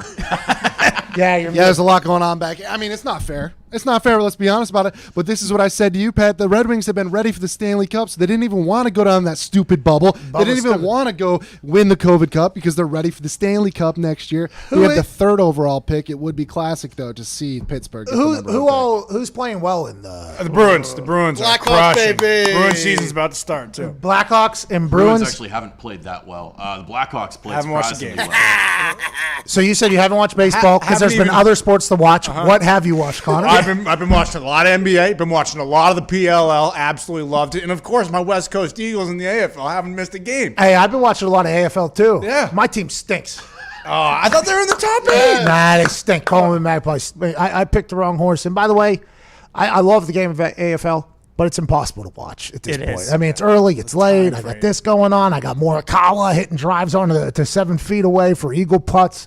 I got to deal with the MLB potentially being canceled. College football, talking about NFL. I love the AFL. I still love Australia. Can't wait to go play a game down there. But it's kind of got caught in the shuffle, which is, by the way, we did say was probably going to happen when we started talking about the AFL. Well, it's difficult times, so like you said. So maybe they should think about, bringing the whole sport just over to America. They'll probably crush, especially if Saturdays are open now. Hell, you bring the AFL in, I'll watch every single game on a Saturday. Imagine if they figure out a way to play, like 3 a.m. their time so that we can have a mid-afternoon Saturday game. Smart. Be AFL smart. game day? Are you kidding me? Their fans would be so mad. Do you remember how much crap we were getting for the AFL supporting us, supporting it from the Aussies? The Aussies were like, who cares if these Americans like it? It's not their sport, it's our sport. And imagine if the AFL goes, all right, this is what we're going to do. We're going to have games at 2:30, 3 a.m. in the morning so we can be on in the afternoon in America. Yes. Could you imagine the revolt from the AFL fans in Australia? It would be next level. It would be paramount. It would be monumental. It would be huge. Give them a free beer at the pitch. say, yeah. Hey, you know what? First beer's on us. Late games, you get liquored up here. Go fly a kite. We're trying to grow the damn sport. Who's going to win the NHL COVID Cup now that the Penguins aren't going to win it? Because I was 100% sure that the Penguins are going to Golden win it. Knights are the hottest team in the NHL. I gotta go with Ty here. The Vegas Golden Knights looks very good. Is Math playing? Math has, and he's splitting games with the guy Robin Leonard, who are they're both playing phenomenal. How's the hockey been? A good quality hockey? Yeah. The qualifying round was more interesting to me than the round robin games because you lose and go home. There's something on the line there. The qualifying round was better, but the round robin games, Flyers look good too, unfortunately. Oh, maybe Flyers win a cup for the first time in 45 years, and it'll be one with a big asterisk. I don't care about that. I'm happy for the Flyers. Bruins. Bruins are going to win. He said they stink. I'll tell you what, if the quality of hockey is good, that's good for hockey. Yes. Because we talked about this earlier. I tried to watch an NBA game yesterday on NBA TV, and It stinks.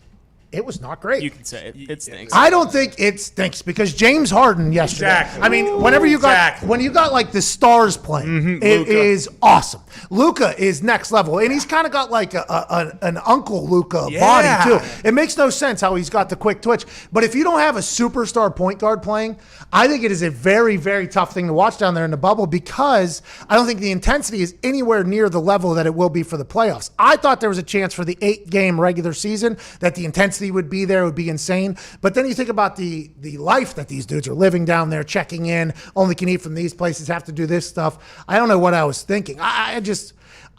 It's back. I like it. Yeah. I'll watch the Stars like I always will, but it's not like I'm just catching myself in the middle of the day like, you know what? Want to watch this NBA game. You know what? Want to watch this baseball game. I don't. But yesterday, wanted to watch Morikawa finish that thing out for sure. For sure. Well, and you mentioned it too. I think one of the things that everyone was most excited about was like to see all the different angles that we would get, and it's just like watching a regular game. The internet gets all those though. Yeah. Yes. So it's watching the NBA on the internet is better right now than watching it live because live it's just the same old thing. They have it on like a TV set basically with lighting and you got the Zoom calls, but they're only doing the same shots. And then on the internet, they have these documentary style cameras that are shooting things. And you got like that close up of James Harden going in between his legs, 20 times and then cutting to his left and then somehow Euro stepping and then doing the whole thing. It was like, man, why wasn't that the live angle? I'll tell you why. It's because the producers who have been calling and cutting and directing NBA games for so long, you get stuck in your same old ways. And it's like, oh, if they want to use that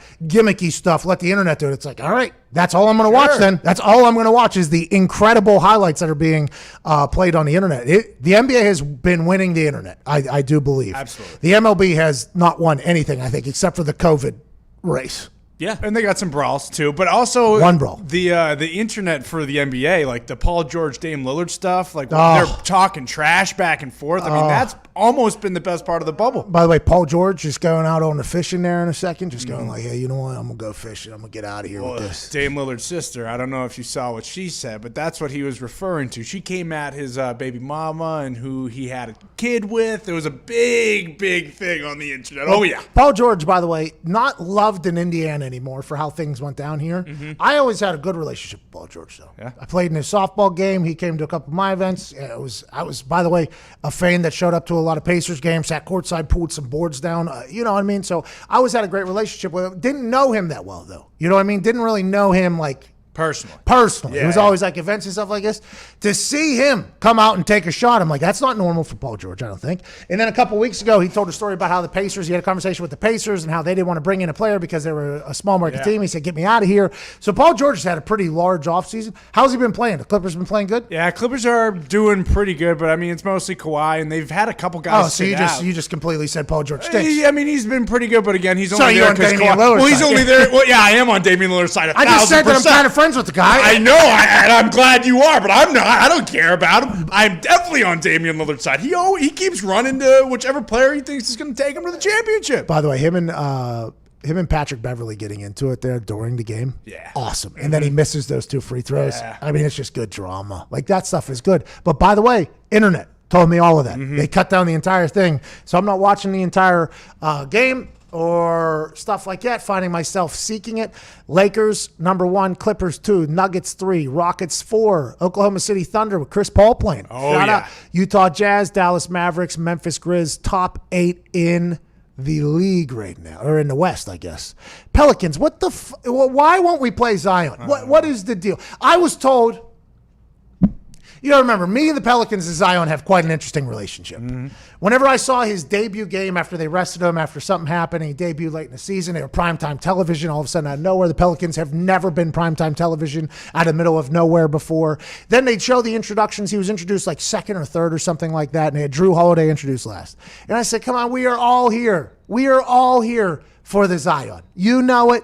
We know it. Just buy in to the Zion.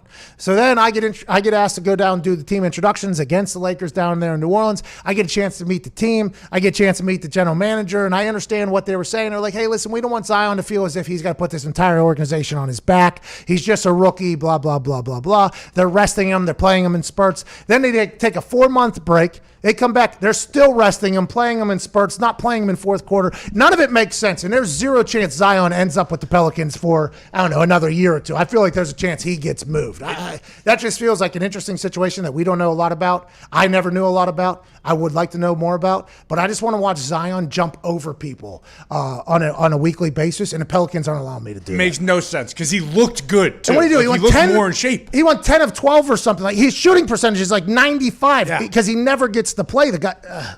Let's transfer to an author, a man who is a great football mind, a man who will talk to us about how he feels about college football potentially becoming a one-conference race whenever you're talking about this upcoming college football schedule. And let's also talk about the NFL, what to expect, what it's going to be, and all that stuff. Ladies and gentlemen, for the first time ever, legend Meryl Hodge. That boy Hodge. How you boys doing? Hey, life is good. How are you? Well, considering the circumstances, how are you? Couldn't be better, babe. I'm in Vegas and about ready to go play a little golf. So how bad could that be? Do you live in Vegas full time? No. But I'll tell you what, if you've not been to Vegas during this is not Vegas. Oh, is it very different? It is very eerie. Very eerie. Well, I'll tell you what, I'm going to be honest. Most of my Vegas trips, I have no idea what they are anyways. I've just heard incredible stories about them from other people. But I'm probably, if I was to go out there, I would love to golf with you. I'm sure you got a great game. But let's talk about a little something you know a lot about, which is the game of football. You wrote a book called Brainwashed, obviously, which A.Q. Shipley, good friend of ours, has read 4 to 5 times just because the movie Concussion scared the living death out of him. So he read your book. Your book's about a lot of stats and about a lot of things. And there's a deep dive into different analytics. Right now, we're living in a world of statistics coming from different places, making very crazy, almost decisions being made. If you watch this particular set of channels, you're getting this information. If you watch this particular set of channels, you're getting this information. And then these two are not seeing eye to eye at all. And now college football is potentially canceled. The NFL is changing completely. Every rule contradicts itself. How do you feel about the entire situation of the sports world that we're in right now? Well, let's go back to my book for a second, just because it's given me a great perspective on how you look at things. When I wrote that book, I actually went and took all the scientific literature, okay, from what Boston University has created and all the other scientific literature. And in the book, I just told you what the science is really saying. And the science, not the media, not the local news, the science tells you there is no scientific evidence that a concussion or playing contact sports is going to cause cognitive developments or mental issues later in life. There's no evidence of that. Absolutely no scientific evidence of that. In fact, a third of the cases in the medical journal who have the pattern CTE, and keep in mind, here's the scientific definition of CTE right now. There's no consensus on it. And if you don't have consensus, you can't declare it a disease, you can't have symptoms, and you can't have all the other things that Boston University has created. So in the book, we clarify that. We use all their information, just give people the real facts. So we look at the environment that we're in today, okay? You just talked about the news. Everybody's giving you A, B, and C. I think the cases right now, there's 500,000 cases of people who have been tested positive for COVID. All right. Let's just say that's true, which is actually not true. The numbers are so skewed. But what people don't know and what they should be asking is, what is the denominator? In any statistic, you got to know the denominator. If you don't know the denominator, then you don't know what that number means. 500,000 sounds like a lot, right? If it was 500,000 out of 1 million, you're like, holy crap, that's half. That's bad. But what is the denominator? Most people don't even know what the denominator is. So they take 500,000, they think it's a massive number, which in relative, it's not when you understand the denominator. The denominator is those at risk. In the United States, that's 328 million. So when you see 500,000 versus 328 million, honestly, that is not a big number. That's actually somewhat laughable. And if you actually looked at other flu viruses and flu deaths and flu people who've contacted flus every year, the numbers aren't that far off. But nobody looks at the denominator. So there's 328 million at risk, because that's the population of the United States, or a little over that. So 500,000 is not a lot. And when you look at that, so what I'm trying to do is give you perspective. People are running around in fear. You know, you're running around with masks on them. They're outside with masks on. And it's interesting. I got the mask. Somebody gave me a box that had masks on it. And it's clear on the side. It says, "This will not protect you from any virus." It says it on the box. It's just like, what more do you need? So I guess you need perspective. on the whole thing. And what happens with the media is they drive those numbers, but they never tell you what the denominator is. They never tell you, here's who's at risk, 328 million. Of the 328 million, 500,000 tested positive. And then whatever the deaths come from that, and those are even skewed, and those are not even accurate. And death is tragic no matter what form it comes in. And I'm sensitive to that because I have a foundation based on that. So, I treat that very seriously. I'm not minimizing that. But when you have perspective and you look at the denominator and what it's pulling from, you're like, geez, those numbers aren't that big. Meryl, I was on some vitamins on a beach last week, and I was watching the Indiana rules and restrictions, mostly because my friend was getting married in a county that has been very, very strict. And it was very much a coin flip on whether or not the thing was going to be able to happen with the new guidelines and protocols. And there were like 1,000 cases in Indiana, 1,000 cases in Indiana. I'm like, damn. And then you look up, like 2018, 6.6 million people live in Indiana. Okay. So you start doing, that's your denominator thing. And I started looking into that. I'm like, whoa, wait a minute now. Let's talk about this a little bit. But you still have to see the alarming number of 500,000. So there's this fine balance of like, okay, every life 100% matters, but how much are we going to affect everybody else's life to save whatever could potentially happen? How did you become this stats guy? Like, did the movie Concussion scare the hell out of you? Is that how you got into the stats guy, or have you always been this type of person who's like, I want to dive deeper into the numbers?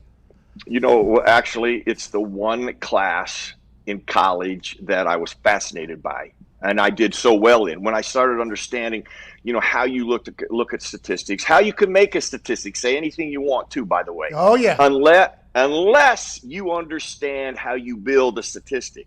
And building a statistic and giving out that information is critical. That's why, I don't even consider, we are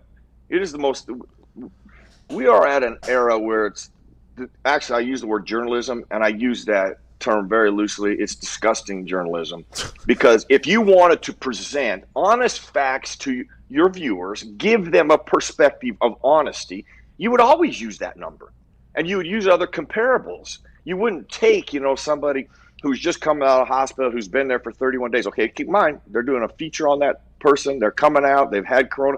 That's 1 out of 328 million people that this has happened to. But they act like it's going to happen every day. It's happening every day, and it's rampant throughout the country. And that's just not the case. And you mentioned just a second ago, are there people who have compromising health that should be concerned? Absolutely. But that's the case with any flu virus, elderly and people who have compromising health. They should always be concerned about that. Any particular virus could do that. In fact, every year, 60,000 people die of an unidentified virus.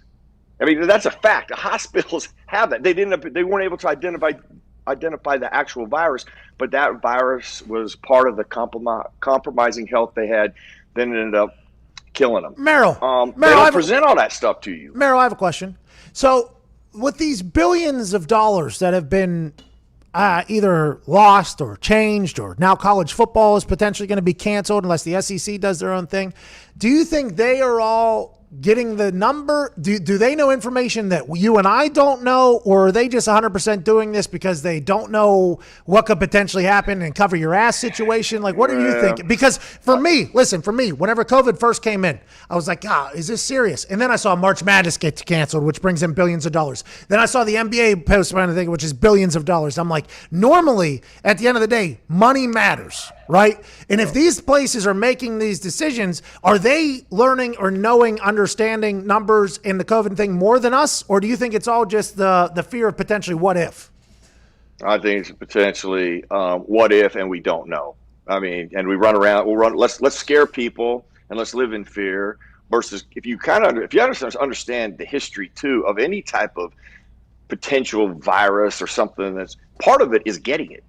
Part of it is actually getting it, dealing with it, and becoming immune to it. That's part of the process. Can people, and will more than likely people, pass away from that? Unfortunately, yes. But that is nothing new. That happens every day. It happens all the time. So part of that, so why take 90% of the country who really has no compromising health, really not at risk, but if they get it, they're going to have 2 weeks where they don't feel very good, and they're going to go through like anybody else with flu, and operate and live. Don't shut the entire country down because of 10% or even and that's high. To be honest with you, it's almost 1% is in jeopardy because part of it is getting it, and I don't live in fear. Once I understand how you have to look at everything and you dig into the facts and you dig into what this virus really is, and that is what we even know right now. Listen, I know 5 people on television every day. They're back on television who had it. Okay, do people not register? Like, well, they're okay. I know 12 people from within my circle that have gotten it, and 2 of them worked in an environment that had to wear masks and gloves, and they got it.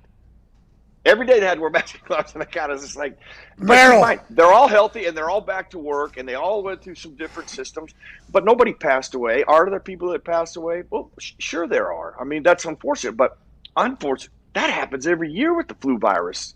Meryl, thousands of people. Meryl, when you wrote that book, Brainwashed, I assume you took a lot of heat. Yeah, is that accurate? Right. And why did I take heat? I took heat. In fact, I went from New York to L.A. on a media tour. And this is a fact. Everybody I sat down to talk to about Brainwashed, about the science, about what science was really saying, every journalist, before we started the interview, I'd ask them, okay, have you read the scientific literature? Because it's your responsibility as a journalist to know what you're talking about. Not me. Every one of them said no. I said, okay, now we're going to talk about something that you actually have no idea about, but you gathered your information where? From the local media or somebody who has said something, but you didn't verify it? I go, how do you go on air and tell people things that you didn't even verify? I'll give you what actually tipped the whole thing. This is actually a scientific piece of literature. It was about the last scientist, neurologist that I talked to. She told me, she goes, here's the deal. And actually, every one of them kept telling me CTE is a real pattern, but it's in an observation state. Nobody knows what causes it, and they don't know what it causes. That's a scientific fact. So if you keep hearing that, you're like, well, where did it go wrong? Here's where it went wrong. One of the articles, there's a scientific paper called the Spectrum of Disease paper, written and authored by Anne McKee, Boston University, okay? In the article, the conclusion, it states, because the methodology is garbage, the whole science is garbage. They made up, literally everything. Actually, if it was a high school paper, they would flunk you because of how awful it was. Jeez. But in the conclusion, it states, you cannot give anybody any sense of degree of CTE to the military or NFL players based on this paper because it's such garbage. The only thing it said in there in the conclusion that's correct, if these things can be replicated and duplicated, we might have something. Now, that is an actual scientific fact. That's what you have to do in science. Let's say you come up with a paper. Well, then we got to see if we can replicate it and duplicate it. If we do, you're right. You might have something. We keep working on that way. If you can't find what you found, then what you found is actually irrelevant and garbage. Okay, that being said, Anne McKee was asked about that paper. She authored it. She wrote it. She was asked in the media about after doing that paper. She goes, what did you think? She goes, after doing that much research, I got to believe every football player has this. Well, what do you think hit the headlines? What do you think was on the evening news? Now, let's go back to the journalist. When he asks her that question, why wouldn't you, as a journalist, go read the scientific paper, the Spectrum of Disease paper? You read the conclusion. You can't give anybody any sense of degree of this disease based on how bad this science is. You come back to Anne, you go, Anne, I'm concerned because you as a doctor signed a Hippocratic oath to do no harm. What you have just stated is very harmful and deplorable to people because you don't say that in the scientific literature that you wrote. So what is it? None of the journalist doesn't do that. They run up and give you a headline. Then mom and dad read that, and it's 100% garbage. That's why, Anne McKee is an absolute. When you think of she signed a Hippocratic oath, that is a lady that the harm that she has done, the lies that she has created. You got her in a court of law because this is a court of opinion. You would bury her because she can't prove any of the things that she says. Okay, so that's what started the whole thing. The more I read, and all the literature is like that. Keep in mind, 9 other universities tried to do what that article was about, the Spectrum of Disease paper. 9 from Stanford, Mayo Clinic, Wisconsin, credible scientific departments. None could do it. In fact, they found the opposite. There was one research paper and one research they did. They found that there was more people who played band and theater who had that pattern of CTE than did anybody in contact sports. So, well, Meryl, you said a lot there, and I think you were going to – I think you're going to fire some people right back up there with a lot you said. I appreciate you doing your research. I can't wait to read the book. I should have done that before this conversation. And good luck on your golf game. But, but you didn't try to make a judgment of it, or an evaluation without doing it. Well, I'm an idiot. So there's no reason for that. Ladies and gentlemen, author Meryl Hodge. Thank you all. Good luck in your golf life. We got to get to another radio break here right now. So he's going to piss off a lot of people, right? Yeah. This is the Pat McAfee Show.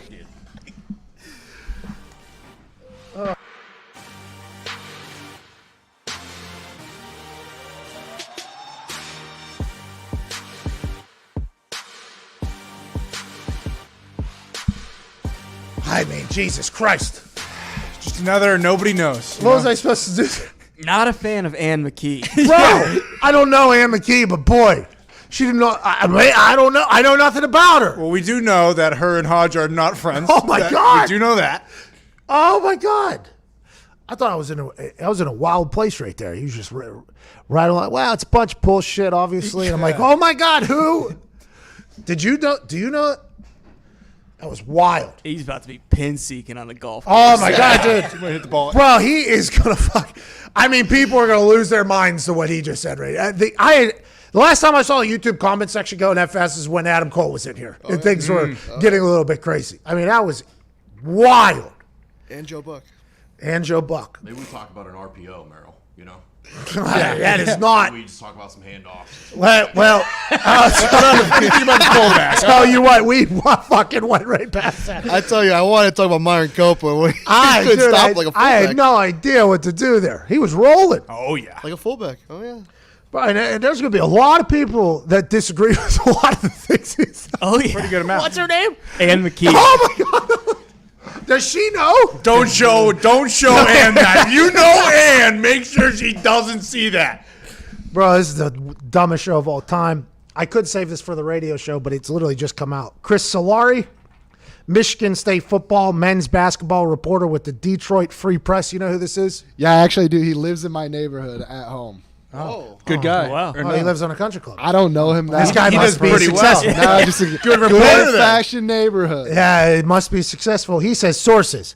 Big Ten cancels football season. No games for Michigan State in 2020. He might be reporting the same thing that we've been reporting, but it feels like the Big Ten is definitely canceling the football. Pac-12, it seems to have been linked with the Big Ten. They've allegedly been having these power conference conversations weekly where the commissioners all talk to each other. Paul Feinbaum went on a run this morning about how that can't be true because they're all saying different things. It does feel like the Big Ten and the Pac-12 have been on the same page for a lot of things. Big Ten allegedly canceling their football season this season. Pac-12 allegedly canceling theirs.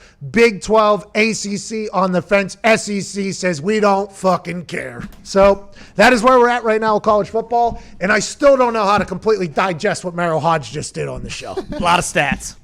Bro, there was a lot of numbers being thrown out there. That thing about Indiana was real, though. Oh, yeah. Because I was thinking about it for fucking Diggs' wedding because it was, Indianapolis is, the county that Indianapolis has been in, has been the most strict. I mean, we're talking since day one, businesses have been shut down, but everywhere else in Indiana has been operating basically for full go almost. So when I saw that there was like yodely, the way it was being reported, I was like, well, the county, Indianapolis is going to shut down yet again. And then I started doing, I was like, well, how many people are in Indiana? I looked up 6.6 million, 1,000 people. Like, listen, 1,000 Hoosiers getting sick, not good. I have no idea how many passed away. But when you think about it, 6.6 million people, that is the real, he said a lot there, but that is something that really should be something that is taken into the equation. But boy, he said a lot there. Mm-hmm. That denominator thought is true. And I did the percentage. It's 0.15%, that 500,000 over the 325 million. 0.15%. Okay. I say 0.15? Yeah, but I think that's accurate what you I said. never know with the hundredths and the tenths and Me the neither. thousands. Yeah, because does that go 0.015? No, that'd be 0.101%. Yeah, so it came up as 0.0015. So what you does move that the mean? decimal place twice, Okay. and then that's your percentage. See, that's why people come to the show, so we Yes. can fucking put Math. things into perspective. Hey, that's math. People come to the show to listen to what Meryl Hodge just said and what we've been saying, try to dissect it afterwards. Double yoy. What a fucking crazy conversation. I didn't know. Ann McKee at the end off the top rope. Yeah. Pulled out a machete and just chopped so many things down. I wonder what Ann McKee thinks of Meryl Hodge. I wonder if... Guessing she's not a huge fan of him either. She's probably throwing darts at his photo right now as we speak. What do you say? 8 other schools, 8 other places tried to prove what Ann McKee proved and couldn't do it? Stanford was one of them. Wisconsin was another one, Yeah. right? Mayo Clinic. What's that? That's pretty important, right? Oh, yeah. Up in Minnesota. Minnesota. Up there in Minnesota, yeah. Down there in Minnesota. So now people in the comment section are trying to fix our fucking math. 5 millionth is what you... No. They're right. Oh, it would have been in the 5 millionth column. Hodge back on the line. Coming on. Welcome back to the Pat McAfee Show. A lot going on. A lot of big numbers show. Big numbers show. Love math. We can't get to any phones because the number was disconnected over the weekend or over last week while we were trying to do a thing. Denominator? What's that? The denominator? The denominator for the phone? Yeah, it was disconnected, the X factor there. And we tried to move the Y axis, but to be honest, we just got locked into that graph there. We're linear right now. And we were just going up and down on that thing. And if you look at the bell curve of the entire thing there, exactly. and then you think about the outliers that are also happening, I mean, you can really paint a picture however you want to paint it, can't you, Tom? Yeah. Oh, yeah. You find the median, you find the mean, and then you go from there. Hey, check the exponents. You got to check the exponents because Exactly. if 1 + 2, then 3, then you never know what 5 and 4 is. You don't want to get on that exponential graph because then who knows? Big math show. Jeez, Meryl Hodge. I'll say Ann McKee, big Boston University gal. Yeah, I'd assume she's Terriers. rather Yeah. important. I mean, we would like to let Ann McKee know that we know nothing about Ann McKee. And what Meryl said about her, we do not obviously know. I reached out to her for a rebuttal. We will do our own research, though, at some point. Zeno, thanks for reaching out. That's a real show. I mean, geez, Louise, what are we supposed to do? You got to turn up the music. Yeah. I mean, I just got married. First day back. Was excited to be here. Now college football is basically done. The SEC is becoming a professional football conference. They're plucking teams from other places. Meryl Hodge is one on a run. Jet Paston said that the MLB might not have finished the season, but it's going to power through. I mean, not a bad Monday. We'll be back, Mignana. This has been August 10th, the Pat McAfee Show. Cheers. I mean, what the fuck happened? Man, What are you going to do? who knew? Hodge. Bro, he's about to go out on that golf course, too. He's supposed to be kind of like calm, cool, collected. No. He looked like he was on the DeChambeau diet, too. He's still in shape. He's yoked up. I was hoping he had one of them ties on. That dude used to have the fattest ties of all time. That'd be cool. I like anybody, though, that's willing to just get up there and say, listen, go ahead and fucking get your guns out and just start firing at me. I'm going to do it. He went full heel there in a fashion I've never seen. You think every time he hits his drive, he says her name? Oh, While he's walking up to the ball. oh my God. Her Ann face McKee. is probably on his golf balls. Ann McKee. I mean, Jesus. AJ Hawk is currently playing in a golf outing. So he's coming live from the course from McAfee. No. But he will be hosting, co-hosting this show tomorrow. Hey, now. All day with us, yeah. Let's go. All day with us. Also Darius Butler, I believe. Let's go. Okay. Man-to-man pod. Haji, I believe. too? I believe. What's Hodge, that? Is Haji coming in? Who? Meryl Hodge. Oh, you're calling him Haji? Yeah. I don't know if Meryl Hodge is coming back tomorrow, but maybe he'll have some more research done, a little bit more. That was fucking wild. I did not expect that first day. I didn't know Meryl was coming on the show, by the way, until 10 minutes before we went live. I think he sent the information to himself. I wish I could have read his book beforehand. It would have been. AQ has read his book, though. And AQ was like, did you read Brainwash? And I said, I've never read a book in my life. He's read Brainwash because I watched the Concussion movie, and I immediately texted my friend AQ. AQ was a fullback in the NFL at one point. He was the head of the wedge for kickoff return for a while. He's a center, which, by the way, a center in that movie gets talked about a lot. And he leads with his head because he's got short arms. Yeah. So I watched that concussion movie with Dr. Will Smith, and my immediate thought went to my friend AQ Shipley. And immediately afterwards, I texted AQ. I'm like, yo, listen, man, I just want to let you know, like, I'm worried for you. And he was like, why? I was like, Dr. Will Smith just told me some shit. And he was like, fuck it. And then a couple months later, or a year later, whenever Meryl Hodge's book came out, AQ, I think he had in mind what I told him about the movie and him potentially, leading his face into people for 20 years could be a problem. He reads that book. The text message I got from him immediately upon him finishing that book was one of the most ridiculous text messages I've ever heard. He said something about, I'm going to go run my face into a wall a couple more times. Okay. Yeah, that's maybe toughen it up a little bit more because that's how strong he felt about it. But it makes sense because Meryl Hodge did all of the research. Well, also the real irony was that Meryl Hodge was forced to retire from football due to concussions. Well, and I would assume that he potentially was very scared. Oh, my God, that adds a whole new wrinkle. 57 minutes here into hour two. Obviously, last Wednesday night, something happened on NXT that I did not expect to happen, that I did not know was going to happen, that frankly is out of my character a little bit. But there's only so many times that I could be disrespected. And I said this in an Instagram post. Tim McAfee and Sally McAfee did not raise no punk-ass bitch, okay? So you want to push my friend. You want to cause thousands of dollars worth of damage to the studio. You want to throw a bottle at me. You want to yell at me because of a couple little jokes that I make. At some point, I am going to have to do something, okay? And what I decided to do was punt his head off of his fucking body and knock him out cold. Then Triple H, by the way, a man that we were friends with, right? Friends with. Respect, done business with.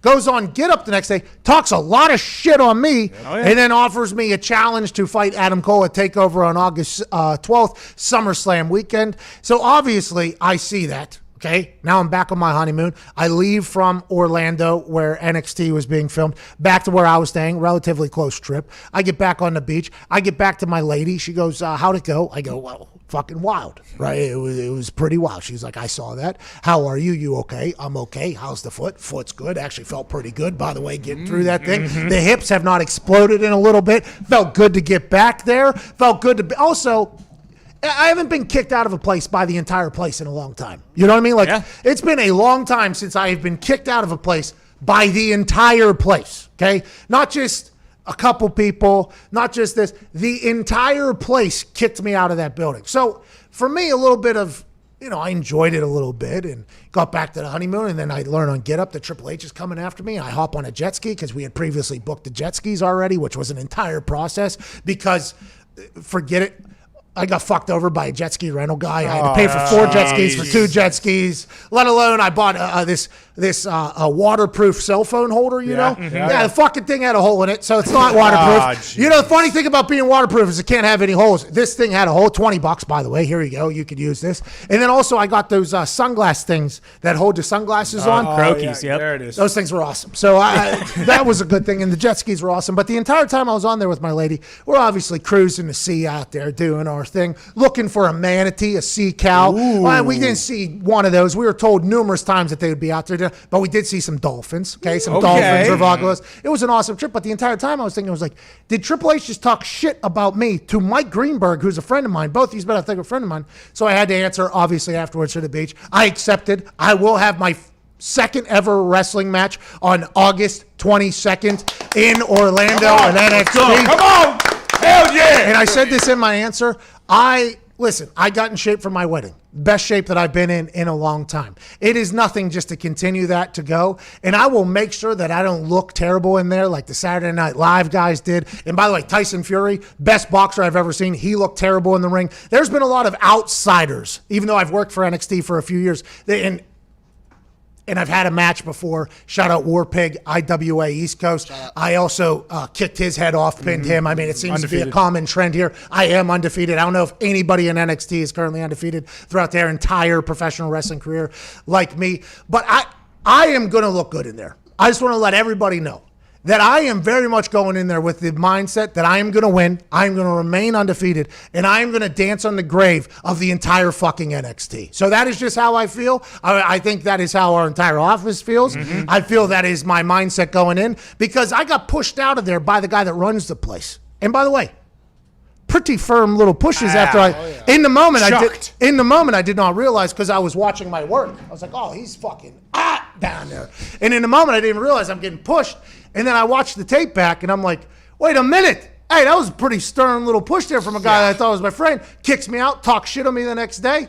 All right, got to do what I got to do. I'm showing up in NXT doing my thing. We have to make it official, I guess.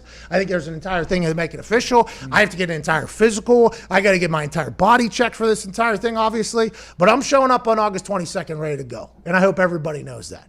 And I ain't scared of shit. Never have, never will be. Except for Troy Polamalu and that Sea Couch. 1 minute afternoon. We'll be back, Mignana. We appreciate you so much. 12 days away from remaining an undefeated professional wrestler. This has been the Pat McAfee Show from Indianapolis, Indiana!